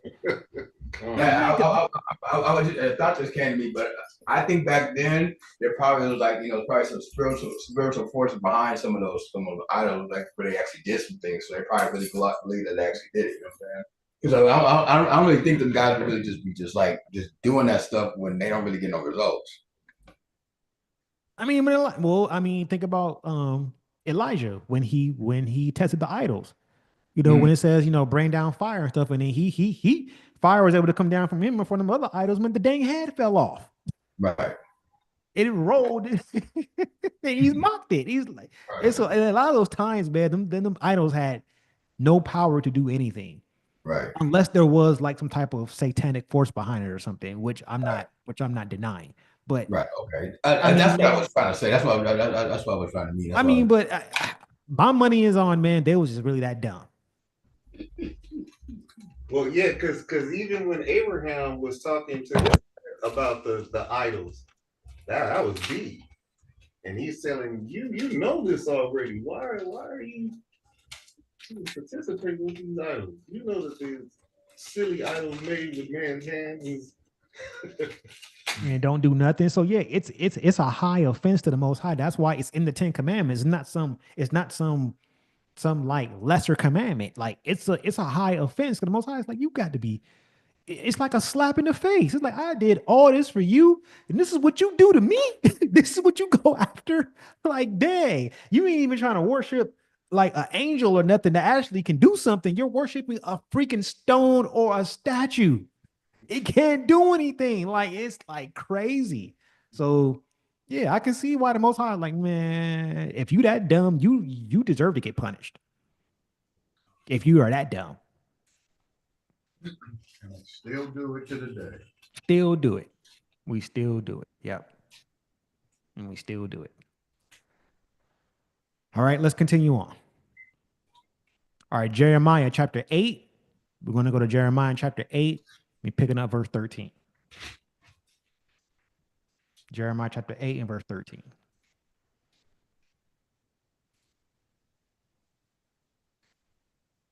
All right, whoever got it, go ahead and pick it up. Jeremiah chapter 8, verse 13. I will surely consume them, saith the Lord. There shall be no grapes, on the vine, figs on the nor figs on the fig tree, and the leaf shall fade, and the things that I have given them shall pass away from them. Right, because the idol did not give these things. The Most High gave us. So he's like, okay, so the things I gave you, they're gonna pass away now. There's not gonna be no more figs on the fig tree. There's not gonna be no more grapes on the vine. All of that is gonna just fade away. It's just gonna fade and wither away. The people who were bearing fruit, because you turn to this, you're gonna fade away too.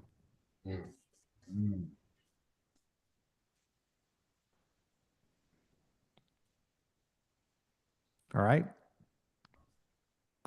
Micah. Now we're back in Micah. We're gonna pick up. We were chapter 7 before. Now we're gonna go back, and then we're gonna pick up chapter 4 and from the top. Micah chapter 4 from the top. All right. Whoever got it, whenever you're ready, go ahead and take it.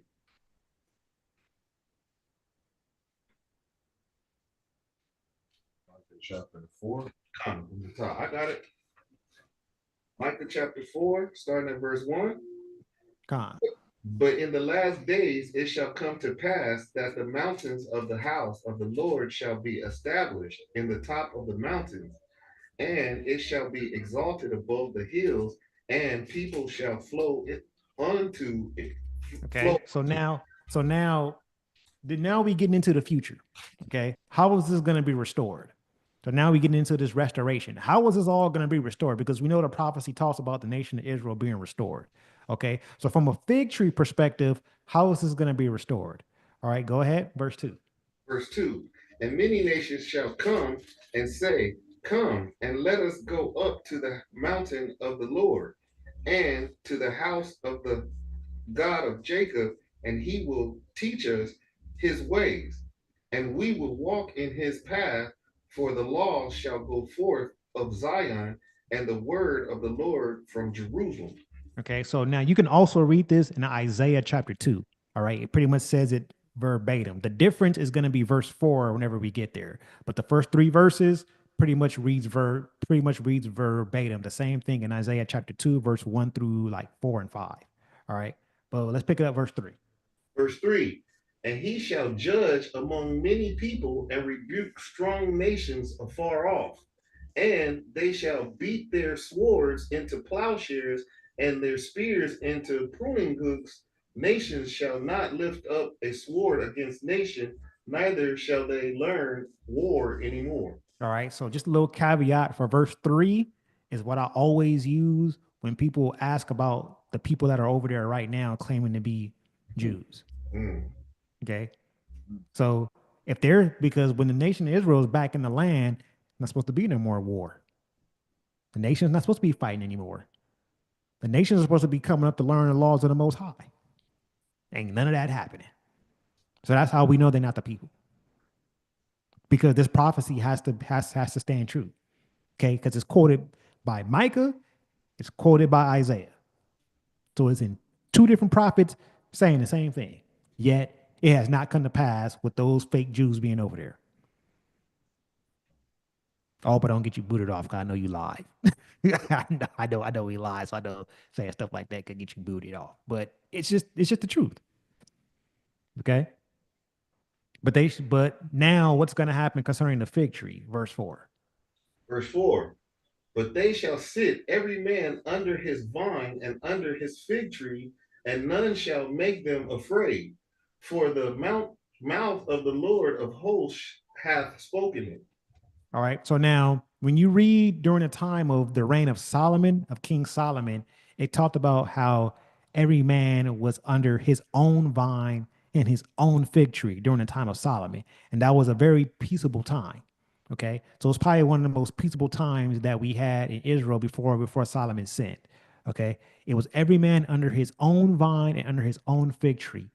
In these days, we're going to be under the fig tree and under the vine of the Most High.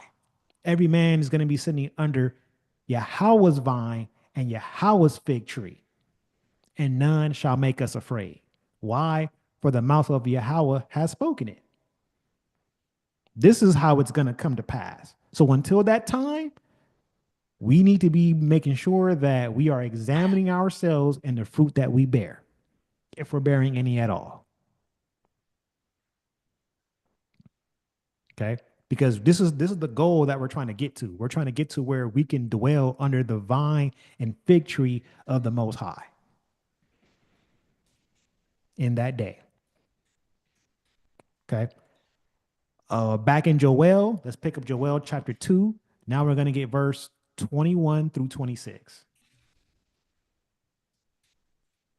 Joel chapter 2, picking up verse 21.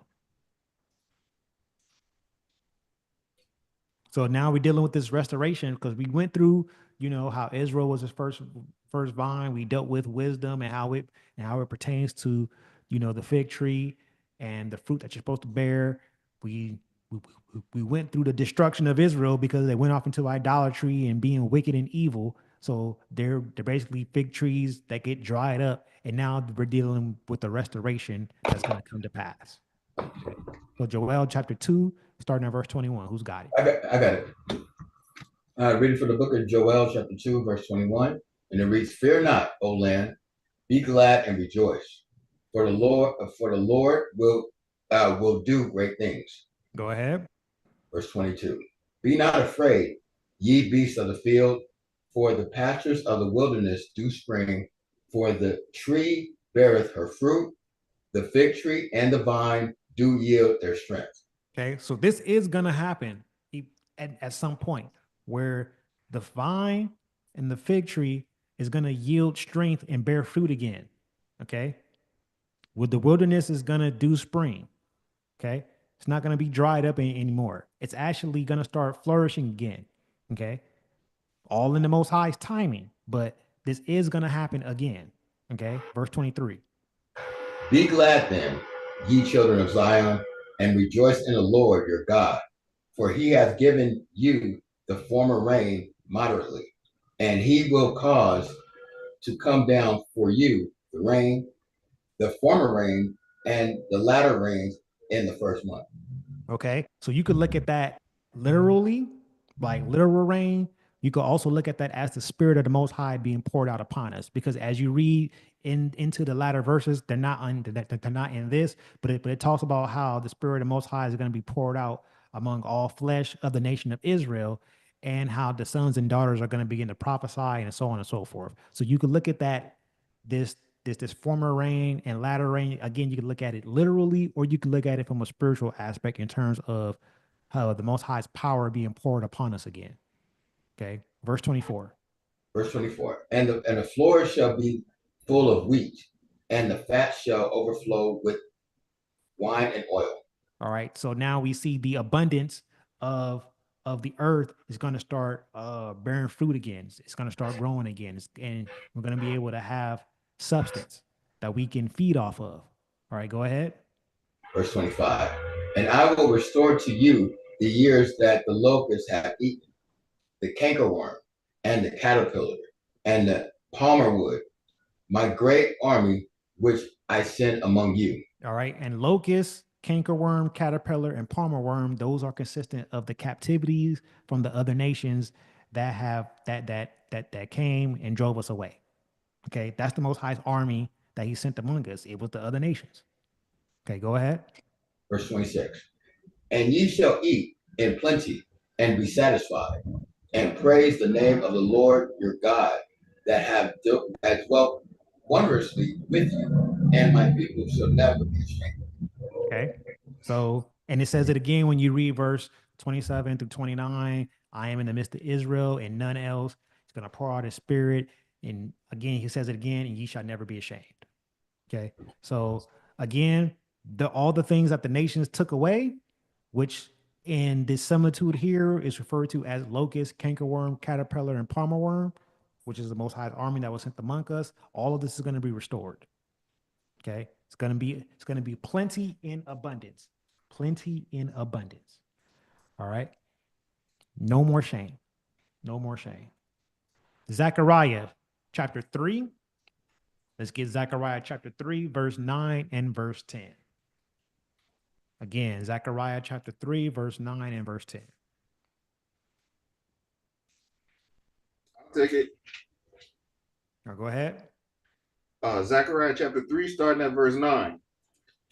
For behold, the stone that I have laid before Joshua, upon one stone shall be 7 eyes. Behold, I will engrave the graving thereof, saith the Lord of hosts, and I will remove the iniquity from the land in one day. All right, go ahead. Verse 10. In that day, saith the Lord of hosts, shall ye call every man his neighbor under the vine and under the fig tree. All right, so that verse 10, we see it again there. All right, just like we read in Micah. All right, about every man under the vine and under the fig tree. That's under the vine and the fig tree of the Most High Yahweh. Okay. Now, verse 9, when it says, behold, the stone that I have laid before Joshua, upon one stone shall be 7 eyes. I'm not sure what the 7 eyes is about. If y'all are wondering, I honestly don't know.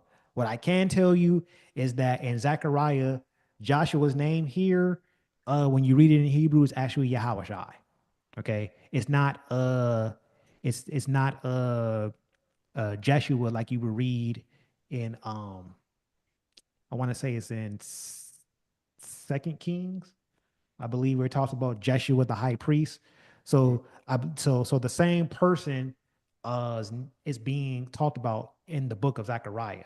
It's talking about Jeshua the high priest, but in I believe it's in First Kings or Second Kings, Jeshua the high priest is his name is spelled Yeshua in that over there in that particular book, but in Zechariah, the same person in Hebrew, the name is Yahushai. Okay, so there is a bit of a messianic prophecy going on here. Okay, again, upon one stone shall be 7 eyes. I don't know what that is. Like I honestly don't know. Could that be representation to the 7 eyes of the seven angels of the churches? That was a thought, but because I don't know for sure, I don't want to say yay or nay because I really don't know. Come. I mean, I do know what those seven eyes are possibly could be. Upon one stone shall be seven eyes. He asked you a question. Yeah, those are the angels. The angel, okay, okay. Especially when you read down Come, yeah. It sounds the similar. eyes of the Lord that run to and fro in the earth. Joshua and Yahshua, and we know it wasn't no J's at that time. Huh? We know didn't know YH make a J sound. He said for Joshua and Yahshua. Because he said the names were said the same, but they were spelled different. Yeah, what I was saying was when you read about, because when you read in Zechariah, it talks about Joshua the high priest. In another place, it speaks about Joshua the high priest, but in Hebrew it's pronounced Yeshua, but in Zechariah it's pronounced Yahawashai here in Zechariah. So there seems to be a similitude of a messianic prophecy going on here as well. Huh. Yeah, that precept is in chapter 4 Con. and verse 10. And then that's the same one where he goes into the branch, right? Or the netzer, I believe, where it talks about the branch. My servant, the branch. Yeah, that went to the two olive trees, two branches, the two olive branches. Con. Con. All right. So again, in that day, verse 10, saith Yahweh of hosts, that ye shall call every man his neighbor under the vine and under the fig tree of the Most High. Okay. Because before, again, like I said, in Solomon's time, it was every man under his own vine, under his own fig tree. But in that day, when we are gathered, Yahweh willing, we will be under the vine and the fig tree of the Most High. Okay. All right. This is Ezekiel chapter 47, verse 12. Ezekiel 47 and verse 12. All right. Whoever got it, whenever you're ready, go ahead and take it. Ezekiel chapter 47.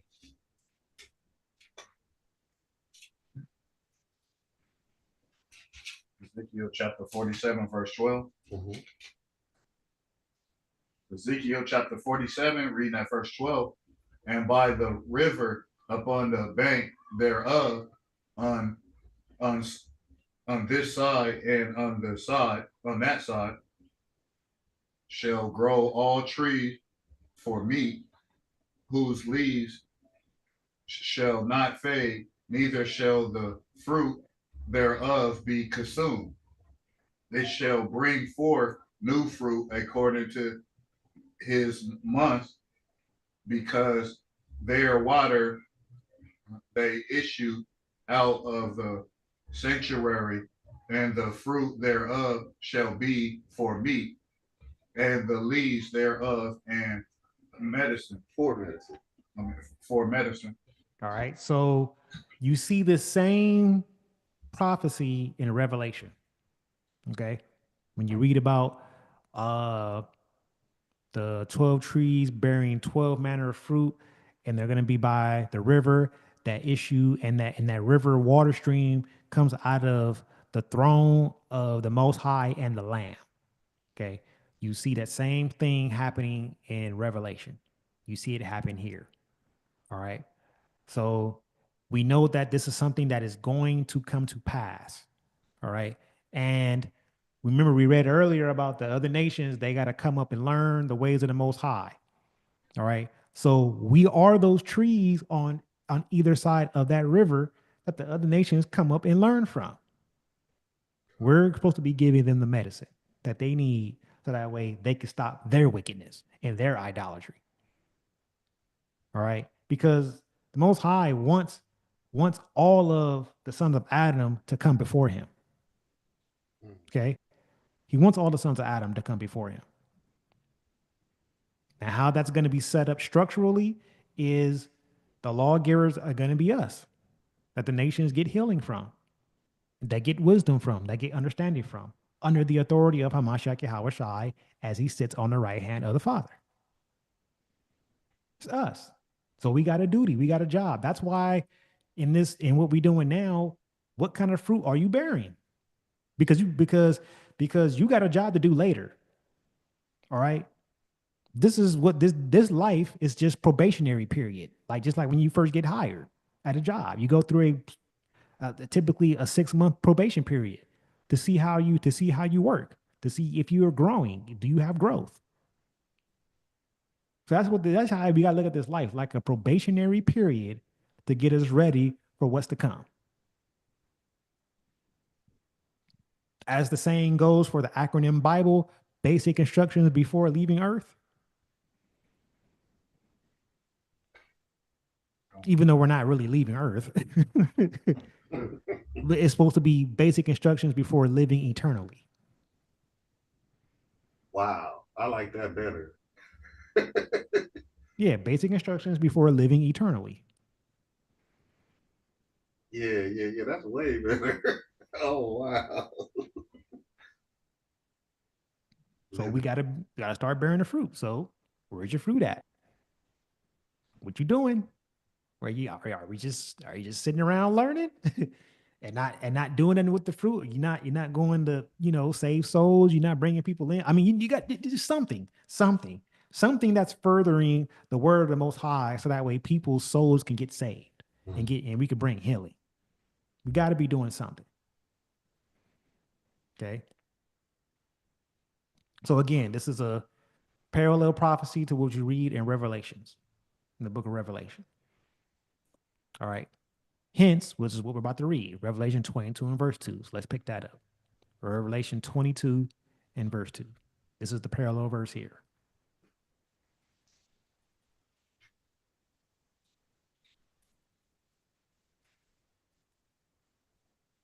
So when you got it, just go ahead and pick it up. Revelation 22, verse 2. Take Revelation 22, verse 2. In the midst of the street of it, and on either side of the river, was there the tree of life, which bare 12 manners of fruit, and yielding her fruit every month. And the leaves of the trees were for the healing of the nation. The medicine. The medicine that we just read about in Ezekiel 47. It's for the healing of the nations. The nations got to come up and learn the law from the nation of Israel. So Torah is medicine. Torah is medicine. The law, statutes, and commandments of the Most High is medicine. It's for healing. It's for healing you spiritually, so that way you can be healed mentally and you can be healed physically as well. And that's why we all can't be the chosen children, because some of the other children have to learn from the chosen children. Right. Right. Because there are children already teaching it backwards and wrong. I mean, you say backwards, I say twisted. Wow. They go forward, backwards, upside down. It has no sense of direction at all. At least it's backwards. You know what direction it's traveling in. And some of these cases, man, you don't know where it's going. It's just up, down, side to side, and it don't go. It ain't no sense of direction.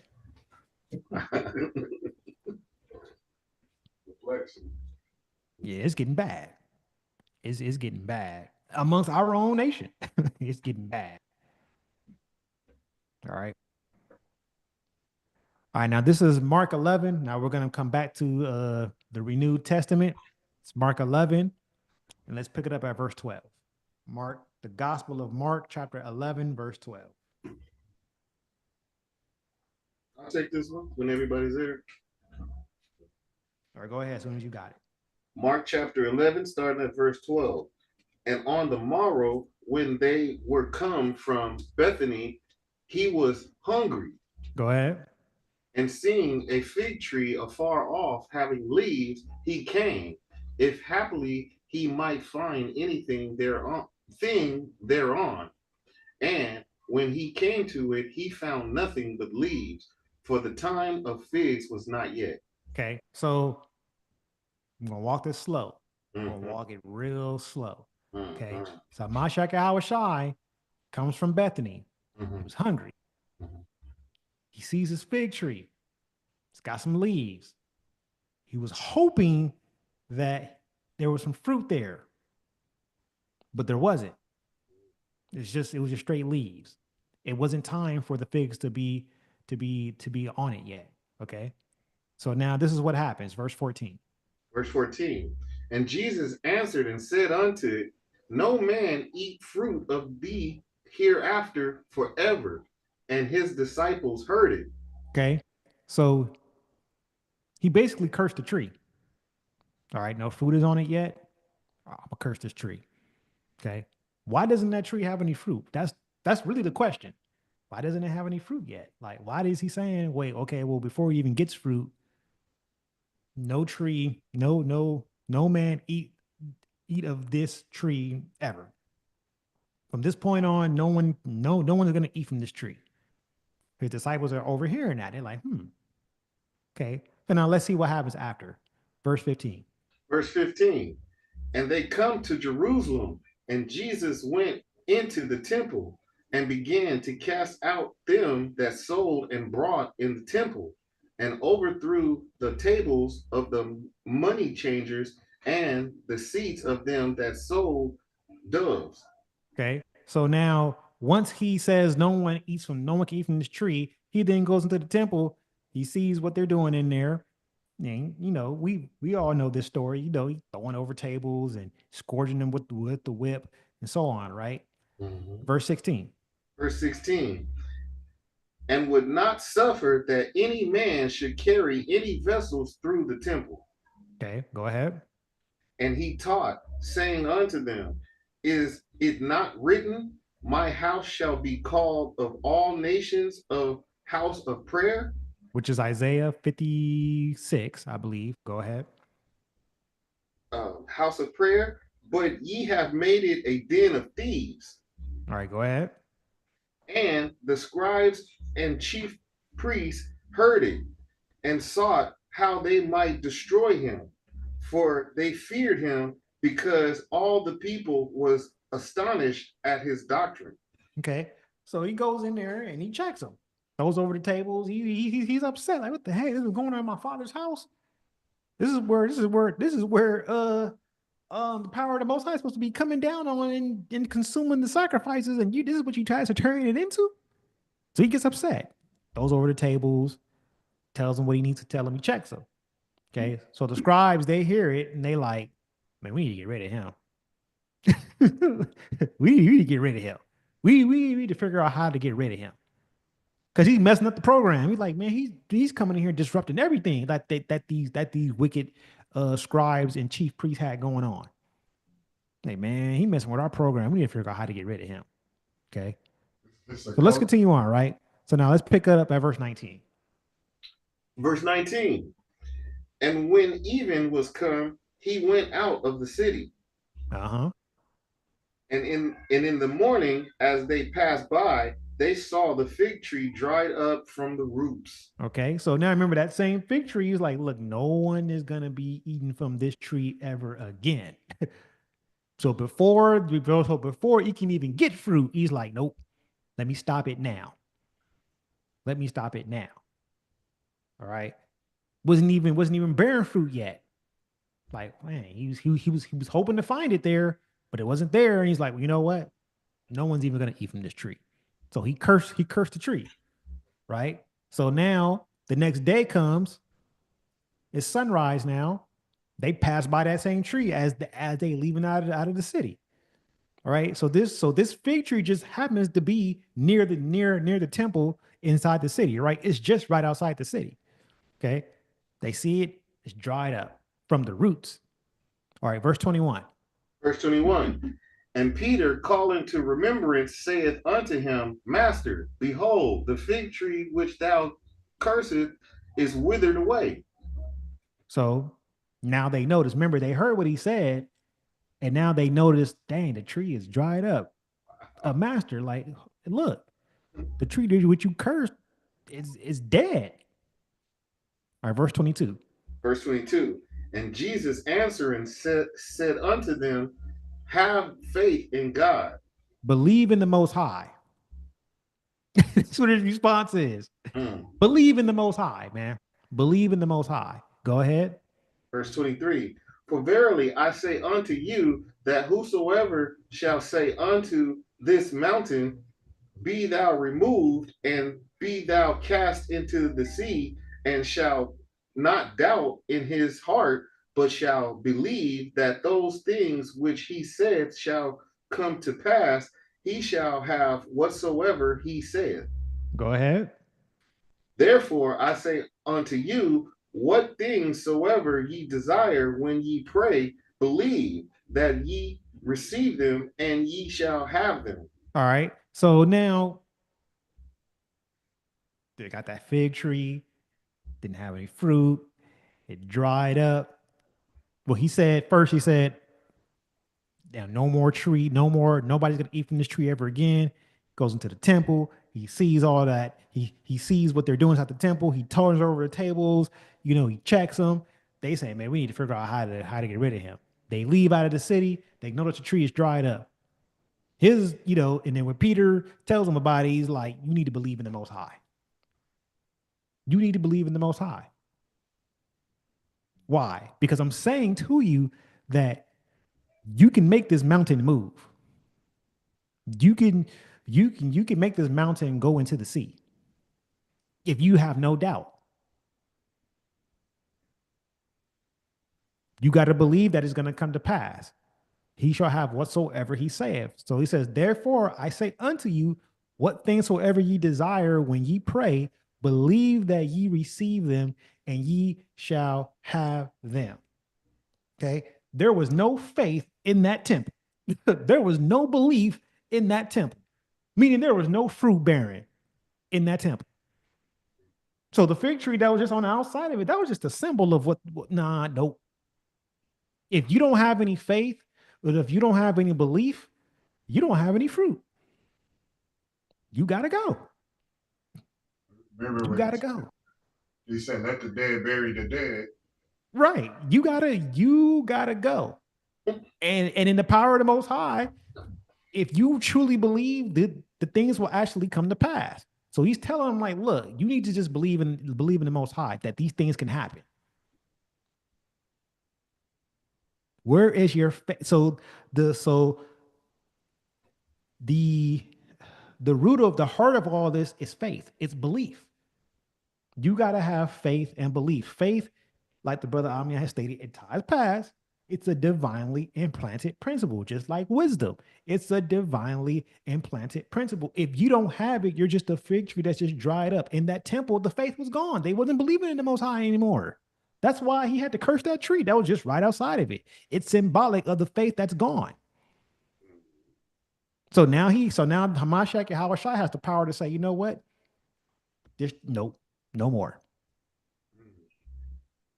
No more. Nobody can no longer come to this temple and get fruit. And Salakia, can I say this real quick? Yes, sir. That also sounds like the Most High rejecting you. Yeah. Because not long after, what happened? We were in Mark chapter 11. What happens not long after? I mean, the Gospel of Mark is only 16 chapters. So what happens not long after that? His death, burial, and his death, burial, and resurrection comes, and in the process of that, what happens? The temple gets destroyed. It gets rent in two.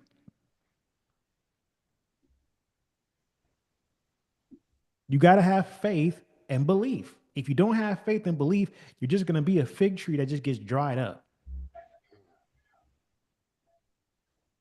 And Hamashiach has the power to say, get away from me. Depart from me. I never knew you. Be thou removed. Ooh, that's deep, Bob. So you gotta believe, because if you don't, because you're supposed to have the power to to bring these things into being. That's the kind of power we're supposed to be possessing. You're supposed to be like Elijah, be able to call down fire from heaven. We don't, man. We can't even call our homeboy to get us to come help us with our flat tire sometimes. Like that's all. That's like when we really look deep inside. That's how much faith we've lost. We truly don't believe. We say we do, but it's lip service. We truly don't believe. Like we really, truly don't believe.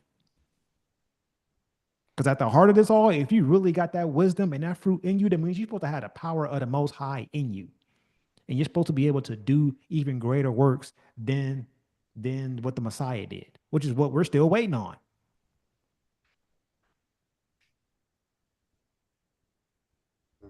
So we got a lot of work to do. Otherwise, we're going to be like that dried up tree. Therefore, verse 24, therefore I say unto you, what things soever ye desire when ye pray, believe that ye receive them and ye shall have them. They didn't believe that in that temple anymore. The faith and the belief was gone. It's a cold thing that they selling doves at that on the Sabbath. Doves. Right. Out of all things, you don't sell the dove. Doves. All right. So let's continue on. Any other questions, comments? All right, let's continue on. So now this is Psalm, book of Psalm, chapter 105, starting at verse 25. Psalm 105, verse 25. And we're going to go down to verse 29.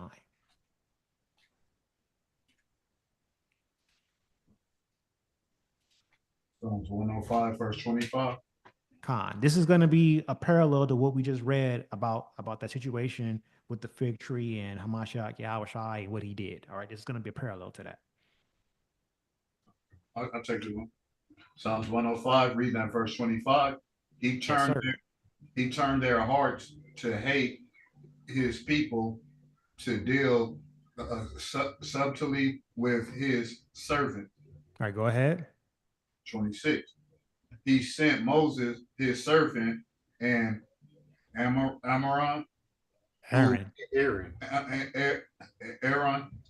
whom he had chosen.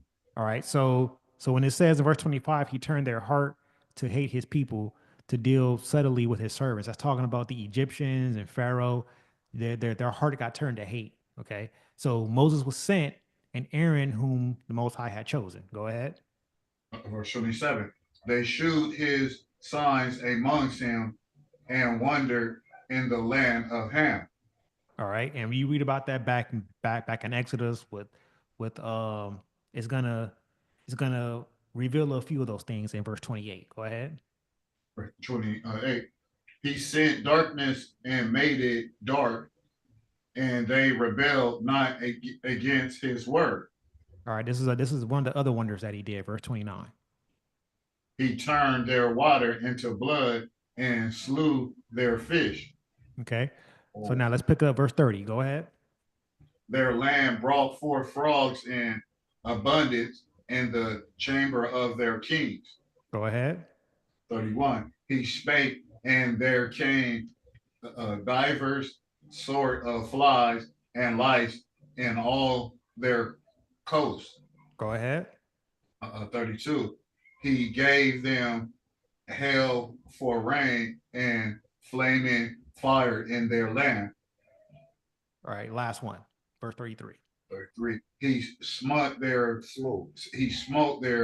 vines also in their fig trees and break the tree of their coast. All right, so now you see the parallel with what happened with Hamashiach Yahushai in that temple. There were all that wickedness was going on in comparison to what happened here in Egypt. Mm-hmm. Okay, you see that there? A lot of stuff going on in Egypt. The people was turning their hate to the Most High's people, and so therefore, when Moses and Aaron was commanding those wonders and those plagues to come upon the land, part of that was the vine and the fig tree had to go. Okay, just like Mashiach Yahushai had to say, hey, that fig tree has got to go. because just right around the area where that fig tree was at, they were defiling the Most High's temple. In the land of Egypt, they were persecuting the Most High's people. Their heart turned to hate. So all these plagues was there to destroy the land because of the persecution of the Most High's people and the hate towards his people. In the temple, it was just hatred towards the Most High, just straight up. His own people were hating him and didn't have no faith and no belief. Okay, so just like how the things were destroyed in Egypt, Hamashiach and Hawashai destroyed that fig tree that was right outside that temple, and disrupted all their wicked deeds that they were doing inside of there, turning over the money tables and so on and so forth. And eventually, that temple got rent or torn into upon his death. That is sad. God, indeed it is. Okay. All right. So I think we're starting to get to the latter part of it, so we can start bringing it to a close. All right. James chapter 3, verse 12. Book of James chapter 3, verse 12.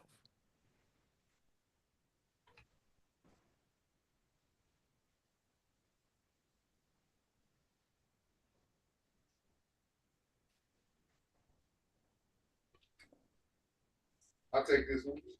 All right, go ahead. James chapter 3, starting at verse 12. And it reads, Can the fig tree, my brethren, bear olive berries? Either a vine figs,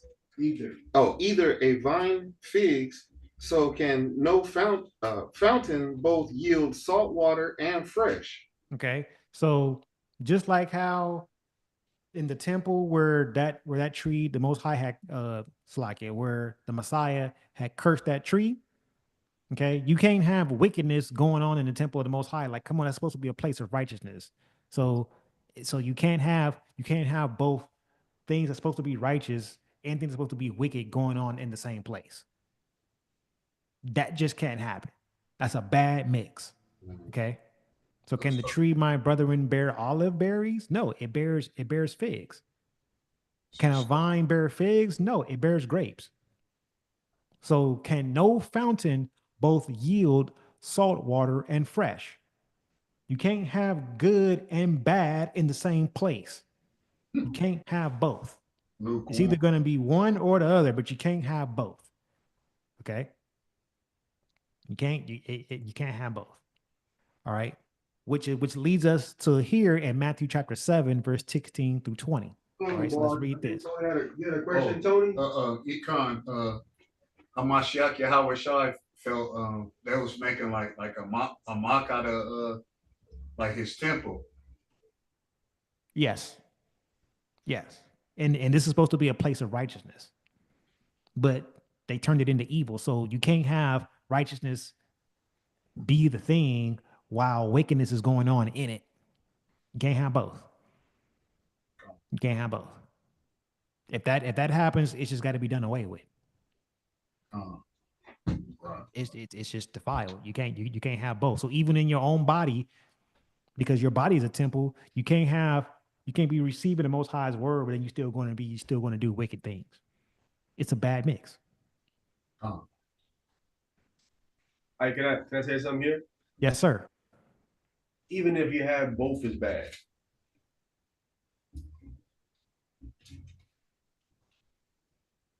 In the garden, they ate a tree of what? Good and evil. The tree had both. They ate it and what? They corrupted them all through. They ate it and died.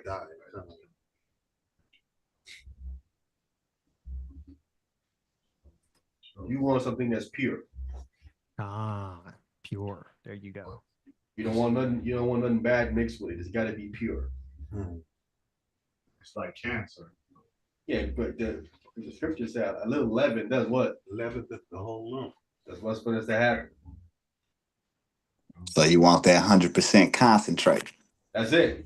100% cotton, 100% silk, 100%, 100% Israelite. Con. What you want? Con. No, we don't want no mamzer. No mamzer. No mamzer. No mamzers, man. 100% Israelite, man. 100% through and through. All authentic. No mamzer. What's going to happen? That little bit of leaven or wickedness is going to take over. God. It starts small, but it's really going to take you over. You're going to be 100% evil. Like a cancer, it just grows. That's what happened to Lucifer. He found with iniquity, then it's corrupted. Yes. Yes. It just got the scripture says something about like rust is evil going to rot. Is that what I know I'm misquoting it. It says, but like rust is evil, this is going to get worse. It's going to get worse and worse. Right. Rust. It spreads. It spreads. It's like a cancer. It spreads. Eventually, it just spreads. Okay, can I ask a quick question? Yes, sir. So how then are we gonna teach the other nations, because the mixed multitudes, the other nationalities, they're not Israelites, so they have to learn the Most High's ways too. Even the Mamzer has to learn too. So what's gonna happen with that? The Mamzer having to learn the statute, laws, and commandments. Is everybody The first, the wickedness of among them has got to be eradicated out. That's the first thing. con?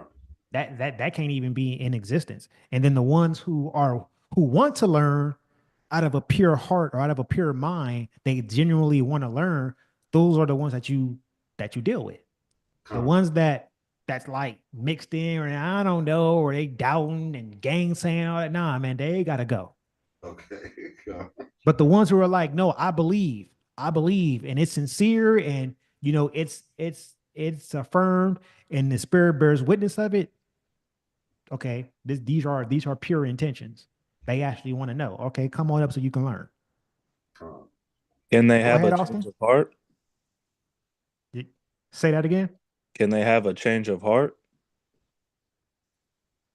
Like if they were once one way and then they turn and be another way. Yeah. Yeah, that would go under the intentions of being pure. Oh, okay. But that has to show through, because in Revelations, I think it's in like chapter 9, it talks about stuff is going to be going down and people are still not going to repent. They're going to be like, I don't care. They're still going to carry about and being wicked. Those are the ones that's got to be moved out of the way. Okay. The ones that are seeing it and hearing it and still choosing to be wicked. Exactly. Oh, okay. Versus the ones that are like, oh, dang, I didn't know. Man, I feel horrible. And now they're in a state of repentance. Okay, All right, any other questions? They're not gonna be. They're gonna eradicate the mamzer. That's gonna be out. That's gonna be unlawful to be like that. Okay, so that has to be cleaned up. That has to be cleaned up. They have to be cleaned up. The scripture says everybody going to their own nation too. And as you know, when you die, you go where? To your father. You go to your own people. Everybody gonna go back to where it's supposed to go back to. God. So that would be a perplexity. Yeah, like the Mamzer. I just learned that word too. That's a complication.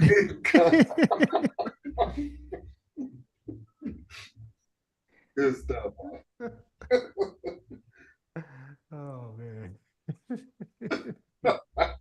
You're wrong. I'm saying that. I know, man. That's cold. That's cold. Y'all can laugh. It's okay.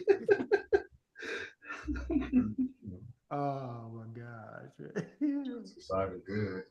That was a cold one there. I'm not even gonna respond to that one, man. I'm gonna just let that one be in the air. And, yeah. All right, let's continue on. All right, Matthew 7. So we're gonna get some more understanding on what we just spoke about. All right. So Matthew 7, verse 16 through 20. I'll take this one. All right, go ahead. Everybody there? All right. Matthew chapter 7, verse 16. It reads, Ye shall know them by their fruits. Do men gather grapes of thorns or figs of thistles? Absolutely not. They don't. Men don't gather grapes of thorns or figs of thistles. No. No, you're either going to grab grapes of grapes or figs of figs. Okay. It's not going to be mixed in with thorns. All right, go ahead. Even so, every good tree bringeth forth good fruit, but a corrupt tree bringeth forth evil fruit. Go ahead. A good tree cannot bring forth evil fruit, neither can a corrupt tree bring forth good fruit. Right. It's not going to be a mix. It's good. It's going to be, look, if you're saying it's a good tree, but it's bringing forth evil fruit, that it's an evil tree. It's not a good tree. And vice versa. All right. Verse 19. 19. Every tree that bringeth not forth good fruit is hewn down and cast into the fire. So chop, chop, chop, extinguished in the flame. All right. Burnt up. You get chopped down and you get burnt up. If you're not a tree bringing forth good fruit. And remember, if you're a tree that's not bringing forth any fruit, if you're unfruitful, you get chopped down as well. Go ahead. Verse 20. Wherefore by their fruits ye shall know them. And again, if you don't have any fruits, how do we know? All we know, oh, well, you ain't did nothing. You haven't did anything. If it's bad, well, okay, well, it's bad, so you got to go. If it's good, all praises. Okay. All right, this is Proverbs. Oh, we're getting ready to close out. This is the last one, actually. Let me say that if you're a tree, if we ain't got no fruit, like that tree that Mashiach came with, and with no fruit on it, what did he do to it? Cursed it. If you gotta go. ain't got no fruit, Whether they'll the be like, well, man, Right. you'll get cursed and caught into the fire. You know, it ain't good for nothing. So if you're a tree and you're bringing forth no fruit, it's a problem. You're a tree bringing forth bad fruit, still a problem. Right? Calm. So you got to be a Tree bringing you got to good be a fruit. good tree. Right. It's your only option. That's your only option. You gotta be a tree that bring forth good fruit. That's it. You can't be a tree that just in the cut. I don't need to bear no fruit. I can just be a tree and just look good with these leaves and nope. That's not good enough. Or you can't be a tree that's, oh yeah, look, I got some fruit, but then you get to the fruit and it's horrible. It's all spoiled and bad and got worms in it. And it's like, nah, well, you gotta go too. It's either a good tree or no tree at all. It's just that simple. All right. We're getting ready to bring this to a close. Let's get Proverbs 18, verse 20 and 21.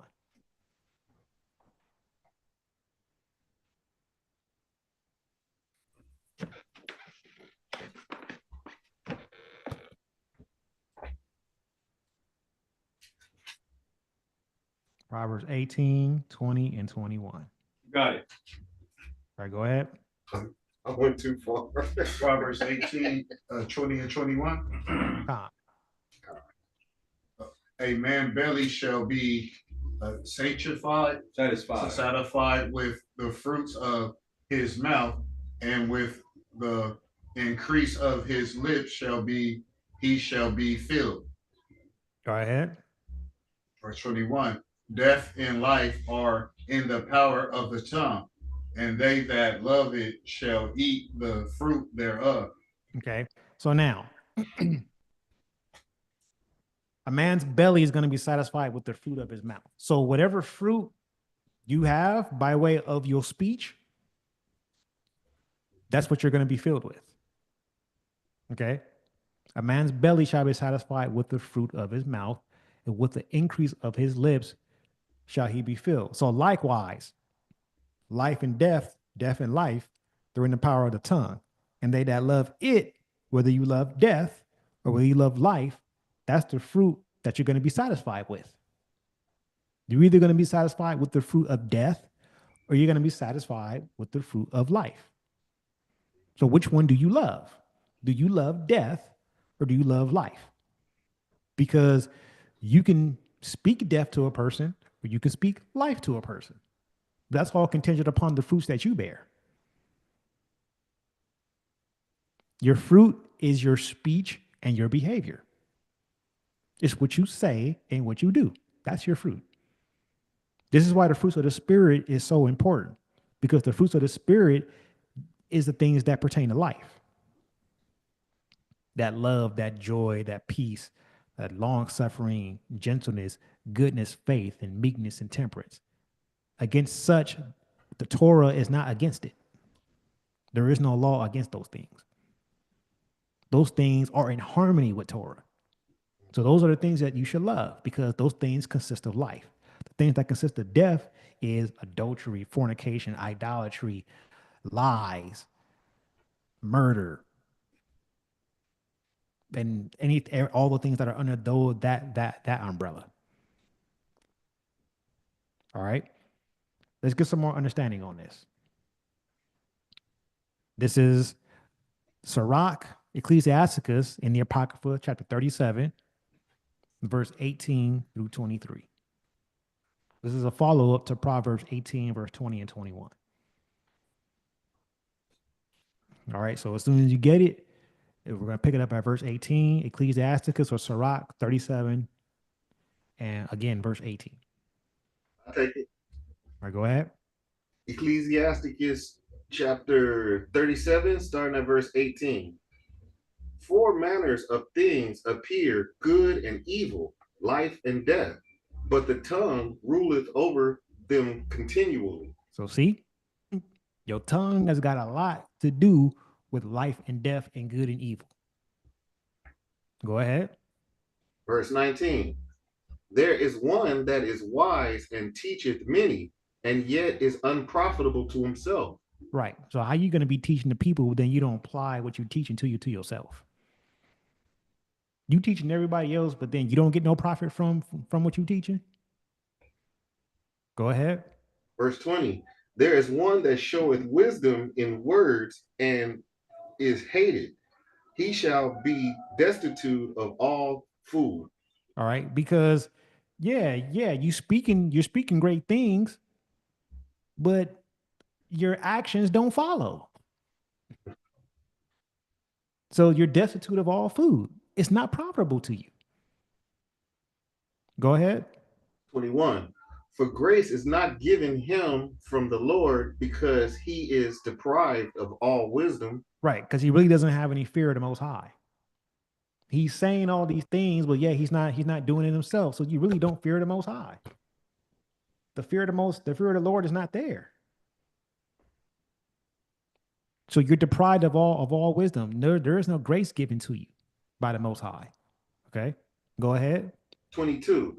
Another is wise to himself, and the fruits of understanding are commendable in his mouth. Right, because what you say lines up with what you do. You're not a hypocrite. What you say lines up with what you do. It all goes hand in hand. All right, go ahead. Verse 23. A wise man instructeth his people, and the fruits of his understanding fail not. Right, because just like I said earlier, how you consume, one of the ways you consume spiritual food is through doctrine, instruction. Doctrine is instruction, it's teaching. So a wise man, if that's giving proper doctrine and following the doctrine himself, he's bearing good fruit. That now not only are you taking in the fruit, now you're becoming a producer of it. You're becoming a producer of the fruit that others can feed off of. You're a tree. You're a tree, and other people now can come and pick off of your tree and get that good fruit. All right, let's continue on. Ephesians chapter 5 and verse 11. We got a few more left. Ephesians chapter 5 and verse 11.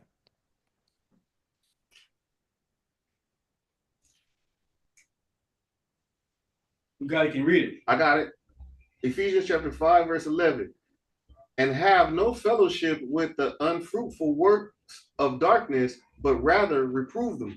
Right. Don't have no fellowship with things that are unfruitful. And it's a work of darkness. It's an unfruitful work of darkness. unfruitful works of evil, but rather you're supposed to bring correction to those things. The first thing you got to do in bringing correction is you got to shine a light on it. You got to expose it for what it is. And then you got to show the right way to go. So don't have no fellowship with things that are unfruitful and that are works of darkness, but correct those unfruitful works of darkness. When you see it, call it out. What you're supposed to do. That's our duty as a watchman. That's what the prophets did. They called it out. That's what they were instructed to do. They were instructed to call out the unfruitful works of darkness. Okay. Let's go to the next one. Titus chapter 3 and verse 14. Titus 3 and verse 14.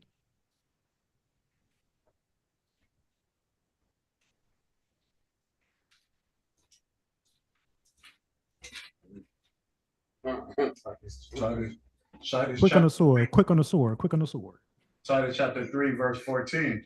And let our also learn to maintain good works for necessary use, that they uses that they be not unfruitful. Right. This is what we're supposed to be learning. We're supposed to be learning to maintain the good works for necessary uses, that they be not unfruitful. Okay. Good works are to be maintained for necessary uses, so that way they don't become unfruitful. So you got to maintain the good works. You can do good works, but once you do them, now you got to maintain it. Because if you don't maintain it, all the good works you did are now become unfruitful, because it's like they didn't last. So you got to maintain it. Once you start it, keep it going. Don't stop. Don't stop. And I've been a victim of that. I'll start something and I'm like, oh man, then I don't finish. And then next thing I know, all the good work I did goes down the drain. It just became unfruitful. I've been guilty of it. I can admit that. But that's just, we got to maintain the good works. Once we get it going, keep it going. Don't stop. Even if it's just you that's left, don't stop. Everyone else may fade away. You still got to do the work.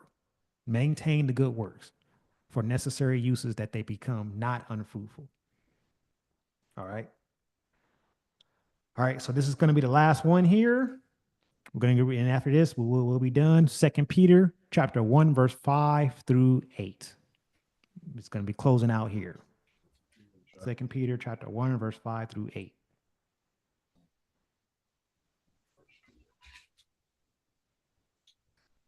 I got it. All right, go ahead. 2 Peter's chapter 1, starting at verse 5. And besides this, giving all diligence, add to your faith virtue, and to virtue knowledge. All right, so add to your belief. Faith is belief. It's things that are established, things that are firm, things that you can confirm to be true, things that are true. And because it's true, you can believe in it. So add to that virtue. And to that virtue, you got to add knowledge. Okay, go ahead. Verse 6. And to knowledge, temperance, and to temperance, patience, and to patience, godliness. All right, so now once you adding that virtue to the knowledge, now you got to take that knowledge and you got to add that knowledge to temperance. All right, so temperance is having things that are modified so that way you can have harmony and control and balance. So you got to, so the knowledge that you're learning, now you got to balance it out. All right. And then once you start balancing it out, now you got to be patient in the process. All right. You got to be long suffering, because patience is long suffering. All right. And you gotta have that balance there. All right. And then once you're able to have that balance and you're able to go through the long suffering, now you add godliness. All right. Now you become more set apart. Go ahead.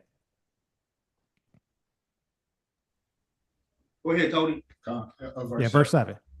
And to godliness, brotherly kindness, and to brotherly kindness, charity. All right. So now once you become set apart, show the love. Show the love. Be kind and show the love as a brother or as a sister. Show that kindness and love. Charity is love. All right. And verse 8 to close it out. For in verse 8, for if these things be in you and abound, they make you that ye shall neither be barren nor unfruitful in the knowledge of our Lord Jesus Christ. All right. If these things abound in you, these things grow, you're not going to be barren. So you're not going to be like a woman who can't have children. You're going to be fruitful. You're going to be fruitful. You're not going to be unfruitful. You will be fruitful in the knowledge of Hamashiach Yahushai. This is how you get growth in the knowledge of Hamashiach Yahushai. It's adding these things to your walk. All right. And this is just the tip of the iceberg. There's so much more.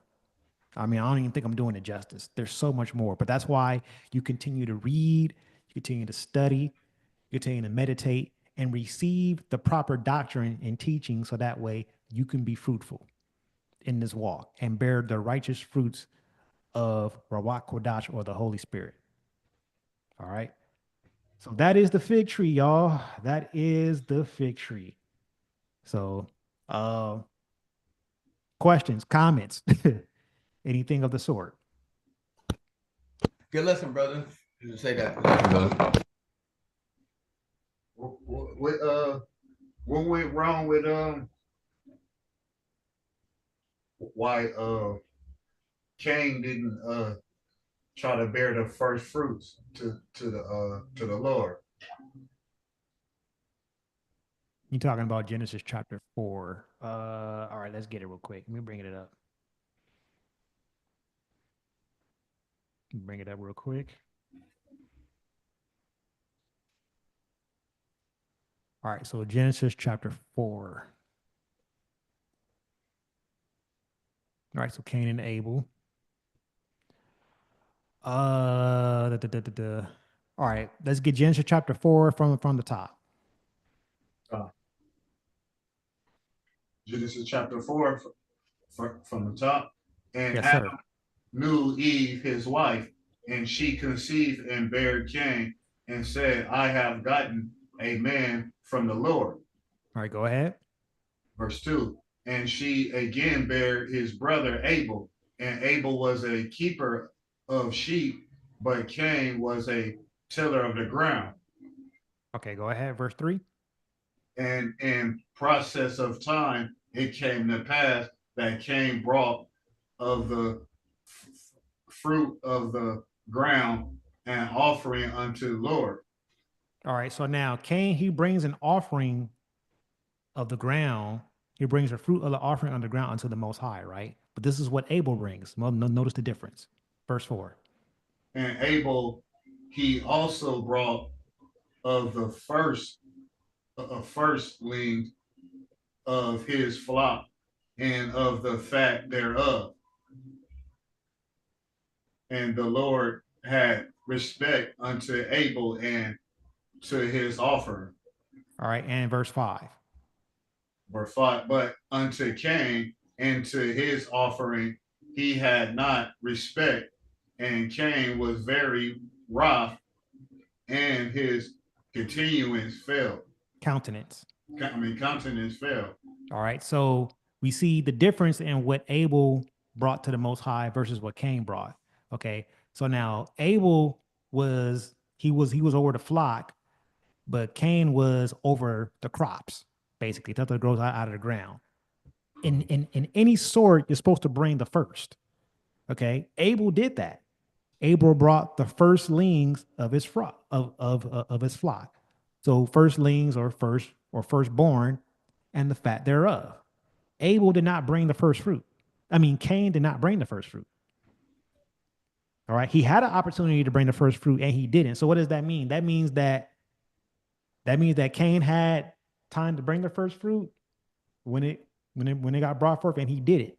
He waited until more grew, then he didn't try to bring it to the Most High. Whereas Abel, he didn't wait.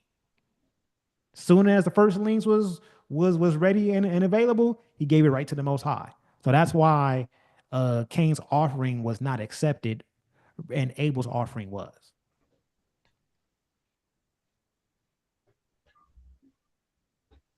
Did that answer the question?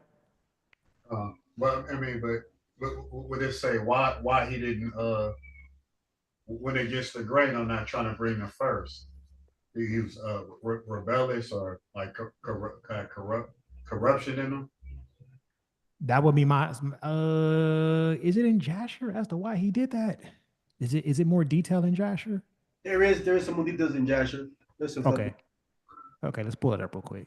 Hey, before you go here, can we read right here real quick? You can go ahead. You can go ahead. Okay.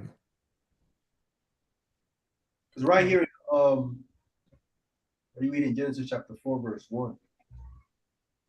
All right, let me read that again. So it says, and Adam knew Eve, his wife, and she conceived and bare Cain and said, I have gotten a man from the Lord.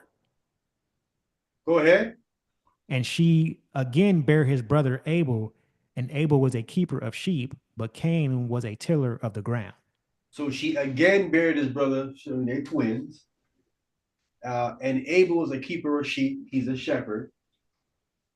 And Cain is a tiller of the ground. He's a farmer. Right? He did with farming. All right. Go ahead. And in the process of time, it came to pass that Cain brought the fruit of the ground, an offering unto the Lord. Right. So he brings up the fruit of the ground. Right. So obviously, we see here, he got the first fruits. Right. He's a farmer. The thing grew, the first fruits is there. Right. He didn't bring it. It's there, but he didn't bring it. Right.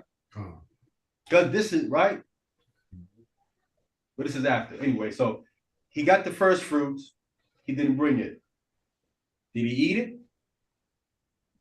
I believe so. Because if it's there, then why not bring it? Right.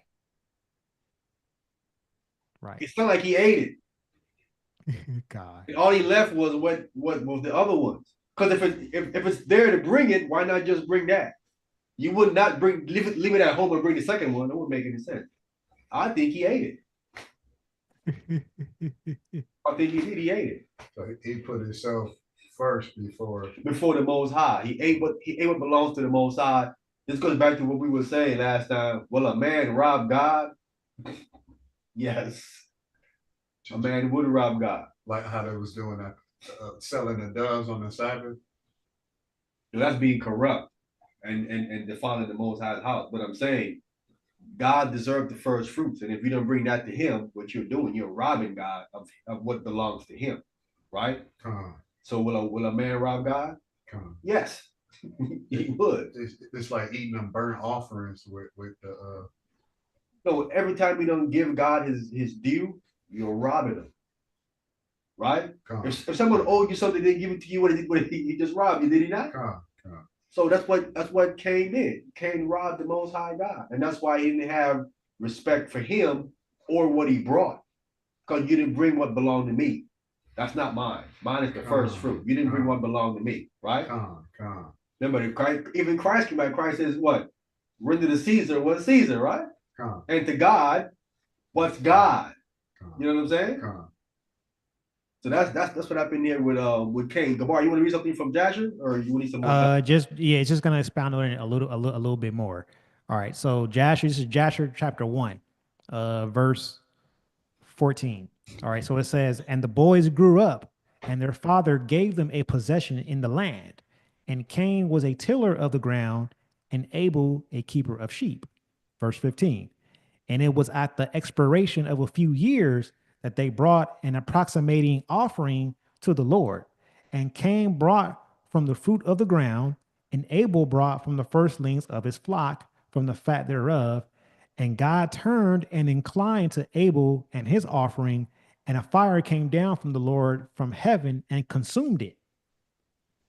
And Cain and his offering, the Lord did not turn, and he did not incline to it, for he had brought from the inferior fruit of the ground before the Lord. And Cain was jealous against his brother Abel on account of this, and he sought a pretext to slay him. So you see here that Cain was he wasn't even trying to give the best fruit. Not only was it the first, it wasn't even the best. Like it was from the inferior ground. So it was probably some stuff that wasn't even all that great. The Most High wants the best. He wants the first and he wants the best. Cain did not bring the first. He did not bring the best. He brought something from an inferior ground. So probably something that didn't even grow all that well. Most High, like, I don't want that. Give me your best. Again, let's be, he know what to bring. Let's be clear. He didn't know, he didn't know what he was doing. He knew what he was doing. Let's be clear, right? If Abel knew to bring the first, he knows to bring the first too as well. It isn't lopsided. Especially twins. Especially they're twins, right? And let's be clear. Cain is not bringing fruit for God to eat. You think God eats fruits? He's being tested. Right. Right? That fruit that he brings is probably going to go to the priest, which would be their father.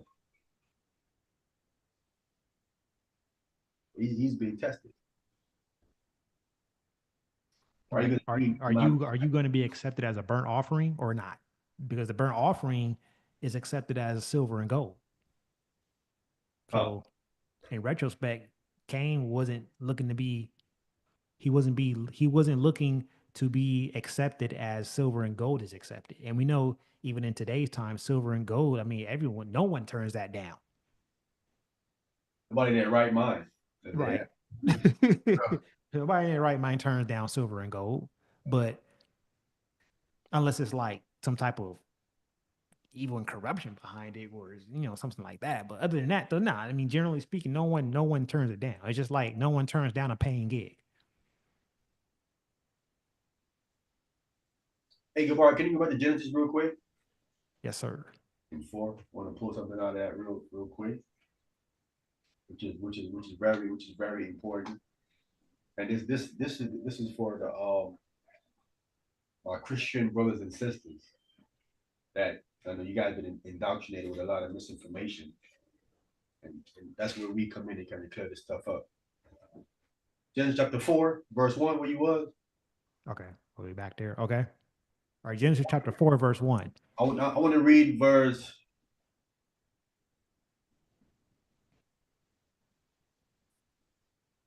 4. All right, Genesis chapter 4, verse 4. And Abel, he also brought of the firstlings of his flock and of the fat thereof. And the Lord had respect unto Abel and to his offering. So Christians has been taught when they go to Acts chapter 10 is that the Most High is in the respect of a person, right? That's what they say, right? This verse says that God had respect unto Abel as a person, right? It says and his offering, right? So the respect they would have for a person if he's following what? The law, right? They go, you respect the person. The person that follows the law is who we have respect for. The person that don't, you they have respect for, right? And I'm saying this because the Christian community out here, they teach that the law is done away with. Here's your problem. If you say that, God ain't got no respect for you. Respect for those who are keeping law. This is how important you have to keep Torah again. So you get that respect from the Most High. We have respect for you. You know what I'm saying? So we see how valid it is again that the law plays another part again to get respect from the Most High, right? Once you're doing it, right, in compliance. All right, go ahead. But unto Cain and to his offering he had not respect. See, no respect for him because he wasn't following the law. He wasn't keeping Torah. Go ahead. And Cain was very wroth, and his countenance fell. So when these Christians think that God's going to come on their side and they find out that he's not, their countenance is going to fall, right? And they're going to be mad. They're going to be upset. Because why? They thought God didn't have respect for the person. Or because they're keeping the law, they better than me. You know, they're better than you. They're doing things they're supposed to be doing. They're in compliance with the Most High in Christ. And because of their compliance with the Most High in Christ, he favors them. Right? And that's what they're missing. They got to get back to Torah. And with that, I'll leave it there. Oh, all right. That's all I got, y'all. All right, brother. I want to thank you, brother, for that lesson, man. Excellent lesson, brother. Excellent lesson. I hope the brothers, like you said, meditate on it. You know what I'm saying? Let it digest it in your spirit. They can go ahead and grow from it. But it just gives you spiritual food. Should feed your spirit. Your spirit should be growing just like your flesh growing when you eating and you getting that nutrients and you know you're building up your muscles and different things. You should be building up your spiritual muscles, right? Come on. Or that should be growing from that spiritual food. Or that vitamins the brother don't put in there for you guys, you know. Come You know, yeah, I just gave you He's a out couple of with the tablets. brush. You know, You I know, just he gave don't you put a a couple whole of bunch of tablets. vitamin A, B, C up in there, you know, zinc.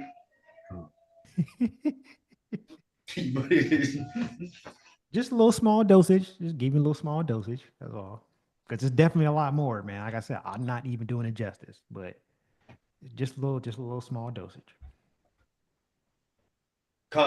Is there any questions or comments what the brother brought out or anything outside of that? Anybody else have anything outside of that? People over here making a whole bunch of noise next door. Yeah, I could kind of hear it faintly in the background too. I could kind of hear it, like it's not loud, but I just hear it faintly. Yeah, it's the people who they're saying is Issachar, but you know they're not Issachar. Celebrating pagan days. That's how On you the know. Sabbath. Listen, that's why you know that they're not Issachar. The scriptures say Issachar know what Israel ought to do and the times and all that. Issachar knew all that stuff. If they Issachar, they should know. Oh, this is Shabbat. Doing all that. On the pagan birthday. All that stuff, man. You know what I'm saying? They should be dealing with Torah and the Most High's business on this day, right? If they Issachar, right? They know. They would know. It ain't lining up with the text right there, so they ain't for a rude awakening. But it's going to be bad, bro. I'm telling you, it's going to be bad when Christ comes and they find out they're not Issachar. Gorilla find out he ain't no Israelite. It's finna to be bad, bro. It's gonna be bad. And a lot of these brothers who think they Israelites and find out you ain't no Israelite. How they gonna stomach and take that? You know what I'm saying? You've been saying, you know, Gentiles, they ain't gonna make it, they ain't getting salvation, they all this stuff you've been saying, and to find out you one of them you've been talking about. How you gonna swallow that? Right? Yeah, every idle word. That's why you don't go stand on in that nonsense, right? If I find out, oh man, you a Gentile, you're not an Israelite, brother. Okay, good, because I'm taught Israelites gonna die and all that other stuff. Well, hey man, I understand where I fit in. You know what I'm saying? I'm getting where I fit in. I'm gonna have to be serving to the Israelite. That's what it is. It's either that or die, right? Yeah. But it ain't nothing for me hard to swallow. You see what I'm saying? Because I have respect for the Most High in Christ. I understand the Israelite God and the Israelite Messiah. I have respect for that. So I know what that is. I know what that means, what that entails. It ain't going to be an issue for me. You know what I'm saying? But for these other brothers, they're not going to be able to swallow that stuff, bro. See, they're going to buck up. And Christ's going to put them to death. You know what I'm saying? Like Gabar was saying earlier, you know, and out of a pure heart, if they want to convert and comply with a pure heart, that's where it lies for them. But if all your life you've been raving and having that hatred build up and all that, and then you find out it ain't you, I don't think you'll be able to take it. You'll be able to deal with that. You know what I'm saying? All right, can I get a verse with Gabar? Do you have to go? Because I got a verse. Can I get a verse right quick? I don't want to hold you if you got to go, Gabar. No, I got some time. Okay, can we get Let me Galatians chapter just 6? bring it back up real quick. Give me a second. Let me get the book of Galatians chapter 6, verse 7 and 8. Galatians chapter 6, verse 7 and 8.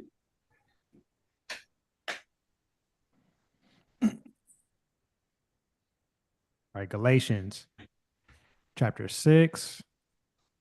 Slovakia. Galatians chapter 6, beginning at verse 7. All right, is everybody there? All right. Galatians chapter 6, verse 7. Be not deceived. Stop right there. The first thing he says right here is be what? Be not deceived. Be not deceived. Don't lie to yourself. Don't fool yourself. Be not deceived. Go ahead. God is not mocked. You ain't mocking God. You ain't got one on God.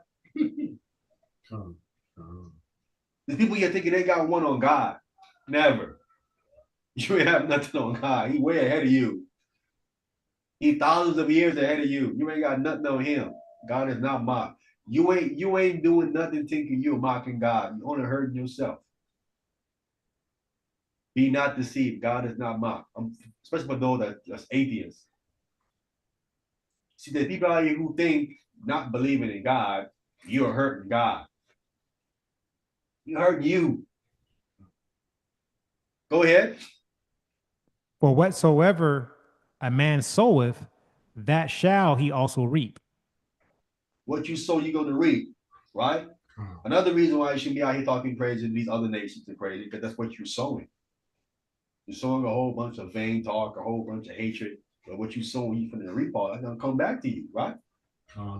You should be sowing some unity and love, right? Yeah. If they want to convert to the Most High Christ, that's what it is.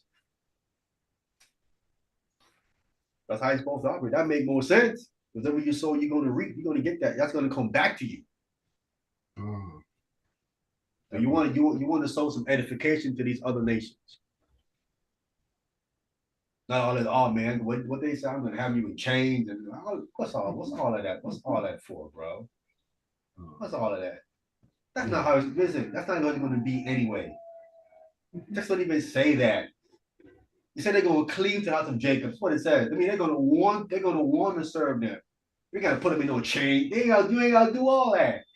All that's unnecessary. Right? Go ahead.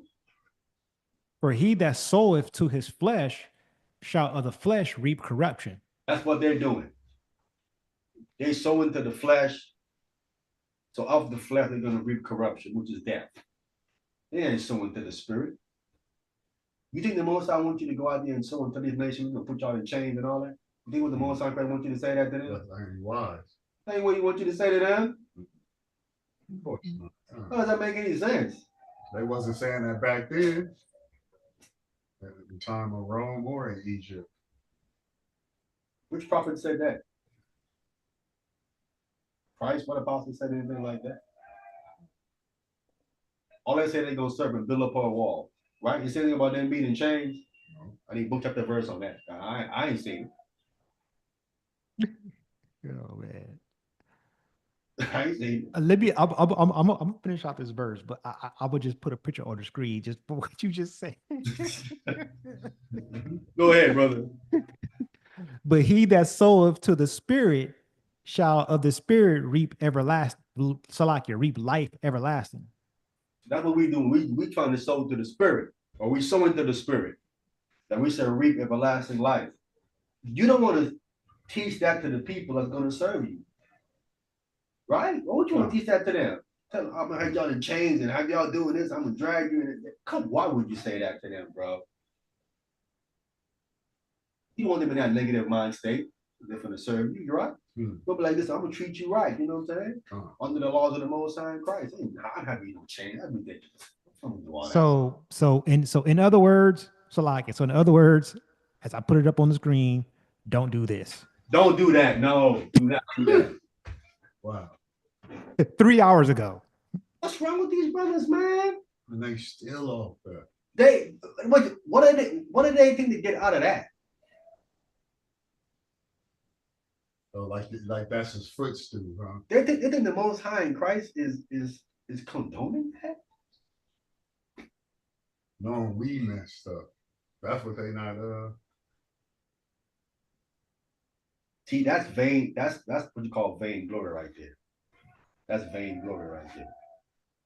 That's how it was back when he was coming up with the one West on Venice Beach, where they had them and so-called white people kissing their boob and all that other stuff, bro. Was all vain glory. I know. I like the comment. It says, "This how you glorify the Lord's kingdom." Right, right. That's crazy. That is crazy. None of that. These brothers, if you know what they're teaching things that are gonna have them out the kingdom. They won't even be in the kingdom to even do that to anybody. Teaching this nonsense, this Shabbat, this lunar Sabbath calendar that they teaching. It's a whole bunch of nonsense. That ain't finna fly. And is he reading the Bible on the floor? Oh my gosh. I just noticed that. You got the oh my Yeah. goodness. Oh man, what the heck? How disrespectful is that? Yo. You put the wow. Oh my gosh. They could at least have to put the Bible up. Right. You could at least set it on a piece of cloth or something. Like you got it directly on the floor. You got to think the long term of how people is like that. Like you rather just you ain't trying to set people in the kingdom. You're gonna put them in slavery, treat them like prisoners. Hey man, who want to come listen to us after seeing something like this? They're gonna avoid us, right or wrong. Come on. But they should be coming to us for the truth. We're the priests, right? We're the priests of God. Who want to come to us after they see stuff like this, bro? They're gonna avoid it. This guy's crazy. Plus, the guy in the red, ex-deacon, he's teaching that Christ is a serpent, is a fiery, what? A super some nonsense, some fiery serpent, he's saying. Wow. Yeah, that's He said a biblical reptilian. A biblical reptilian, ta brother. And he going in the kingdom. You can't get in like that. This is what you call sowing to the flesh, as his brother just read. That's sowing to the flesh. That's not sowing to the spirit, right? Right. That's wild. Spirit don't want that. The spirit prefer that man on the ground and repent and get himself right with the Most High in Christ. Right? Prefer that. To have him on the ground like that.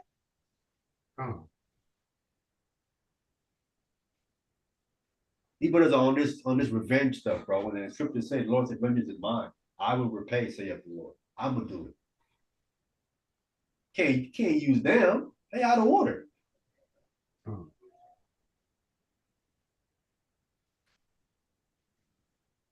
big G's, not the little ones. Talking about some big G of the little one. And Genesis is Greek. Genesis is not even Hebrew, it's Greek. All right. So you don't even know that. And then look, when he be's like, look, if I don't know if you saw the video, man, he's like throwing up G's like gang, like a dang gang sign. That was what? Like, yes, he has a song called Big G's, not the little ones, and he's throwing up big G's like a gang sign. That's why that gambler came out there. That guy from 6-0 came out there and one of the fighting. There's like two guys from gangs came out there to address them. Because the G's is throwing up gangster are great. Right, they told them different signs. Like, well, you guys banging over here? They feel like I'm checking, see what's really going on. They're attracting the wrong type of people, man, for the wrong reasons, right? These guys are coming up there, you know what I'm saying, for the wrong. They ain't coming trying to hear the word. They coming because y'all see y'all throwing up some signs, like gang signs. And the brother right there with the black hat on, he was with Wi-Fi. He left. That's Khan. That's Zamran. Yeah, he left Wi-Fi. Mm-hmm. Why he leave Wi-Fi? That's what we doing. Them comments is crazy. Aren't they? They're making us look bad, bro. Let massa up off the ground, soft eye black. Oh, come on. That's wild. That's yeah, bro. Yeah, that's how you glorify. Yeah, I'm sure there's more comments here. Oh yeah, I'm look. It's 147 comments. I ain't finna go through all those comments. Oh, that picture. I just saw that picture earlier. I was trying to show you that picture too. That's that's what I was telling him. These people was in for the fame and all that. That's what I was telling him a while ago. That's all about fame. It ain't about truth, and then ain't what make Nah, it. it's not. It's not at all. Yeah, it's a publicity thing. It is. It is, man. He do this lid like Deacon Haka They out of line with that. Demario. he's a he's a What's his clickbait Israelite, bro. That's what he is. I don't know what's his name called. Gabar. You happy? Yeah. Yeah, what's his Hakai's real name? Demario. Demario. Yeah. Real name, Demario? Yeah, you know how I found that out? Look, well, how I first found out was when I had got a book from him when I was in Texas. It was like our kid's Bible, and he has his real name on there. And then how they got confirmed was that time when he hit me up and he was trying to get a debate lined up with Faithful to Satan or Unfaithful. He was trying to get a debate lined up with him. So me and BA had got on the line because BA had got Faithful on there, and then I had got Hakai on the line, and then Faithful kept like mocking him, like, "Oh, be quiet, Demario, be quiet." And I was like, "Oh my god." That is not. Oh man. Yeah, his name is Demario. Listen, they could have paid this guy to do that. I mean, you can't trust these dudes, bro. You know what I'm saying? That's what they kind of You look gotta like. watch these dudes, bro. Yeah, they not. Because it's like his brother was saying, that's all publicity. How do you know that you ain't paid this guy to do that? Make y'all look good. Guys, do anything for publicity to make themselves look good and actually making themselves look bad. That don't look good. Yeah, that's what I was thinking. Like, even if this was his idea, the dude on the floor, like, he proven they point. You willing to do that for a little publicity? Like, get off the floor, man. Get my book off the floor, dude.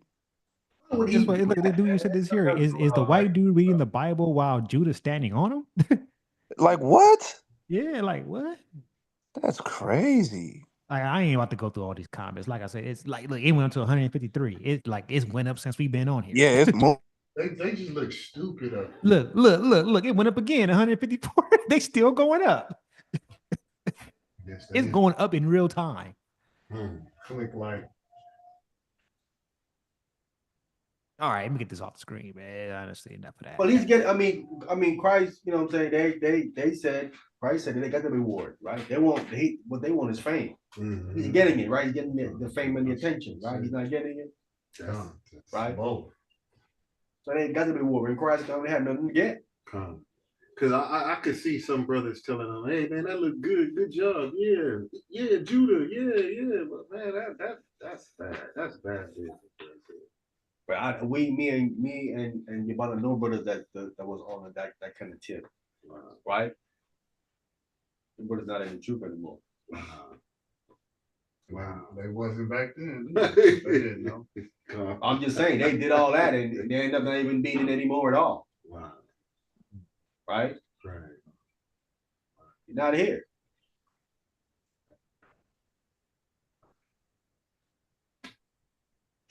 Most time Christ wasn't with all that. Mm-hmm. That's why we wait. Be not deceived. They deceived. Mm-hmm. God is not mocked. Mm-hmm. Whatever a man sow, that's what he gonna reap. That's right.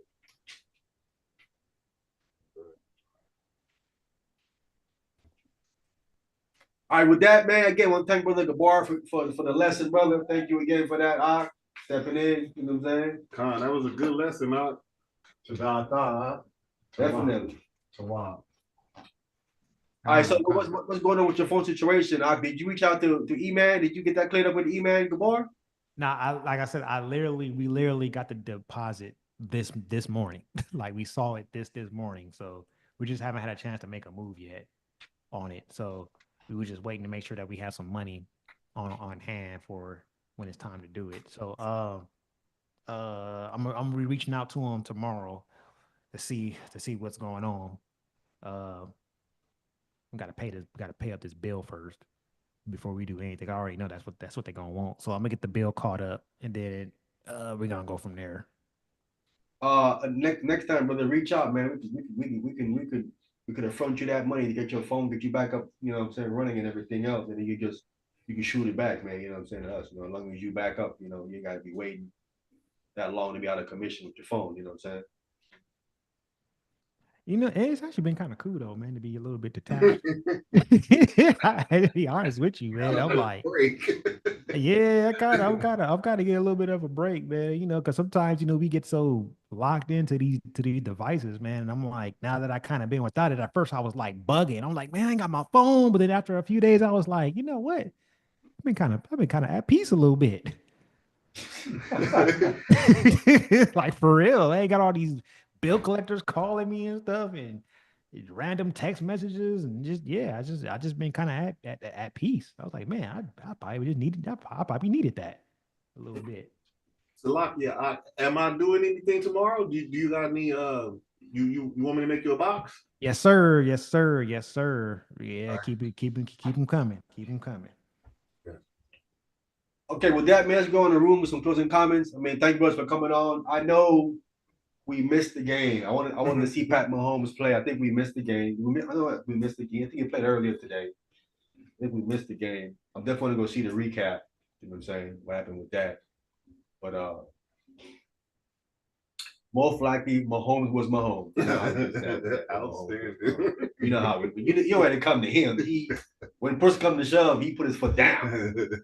If he gonna lose, trust me, he ain't gonna lose likely. You have to really beat him. You have to really beat him. I know that for a fact. He don't like losing. You gotta really beat him. You know what I'm saying? He went in to play hurt. He's dedicated to his craft. You know what I'm saying? I like that in him. You know what I'm saying? Be about it. Let's go in the rooms and closing comments. Let me start with brother Aranatanya.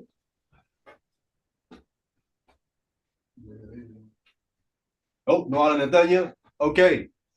E-Man. Khan, I want to give all praises to Yahweh by Hashem Masiyaki Yahweh Shai. I want to say Shabbat Shalom to the family one more time. Those on the stream and my brothers that's behind they mics. Brother Gabar, excellent service this evening, this afternoon. You brothers keep up the good work. I do appreciate it. I learned a lot this evening. Um, and yeah, that at the end, what you were showing, I'm like, yeah, that's just, man, that's nothing but the work of the devil, man. So, his brothers is terrible, man, you know. But other than that, I just want to say, Barakatah to you, brother. Brother Gabar. My wife is right here. If you had any questions or anything that you wanted to ask her, we can finish going around the room and getting the comments, and then, go. Are you still on live stream? I'm still here. As Matt, Nah, he just has to nah. end I the mean, live. yeah, is we still on the live? Yeah. Oh, hold on, man. Let me kill a live stream right quick because I am live. Let me stop the live. At least end the live right quick. Shalom, everybody. Shalom.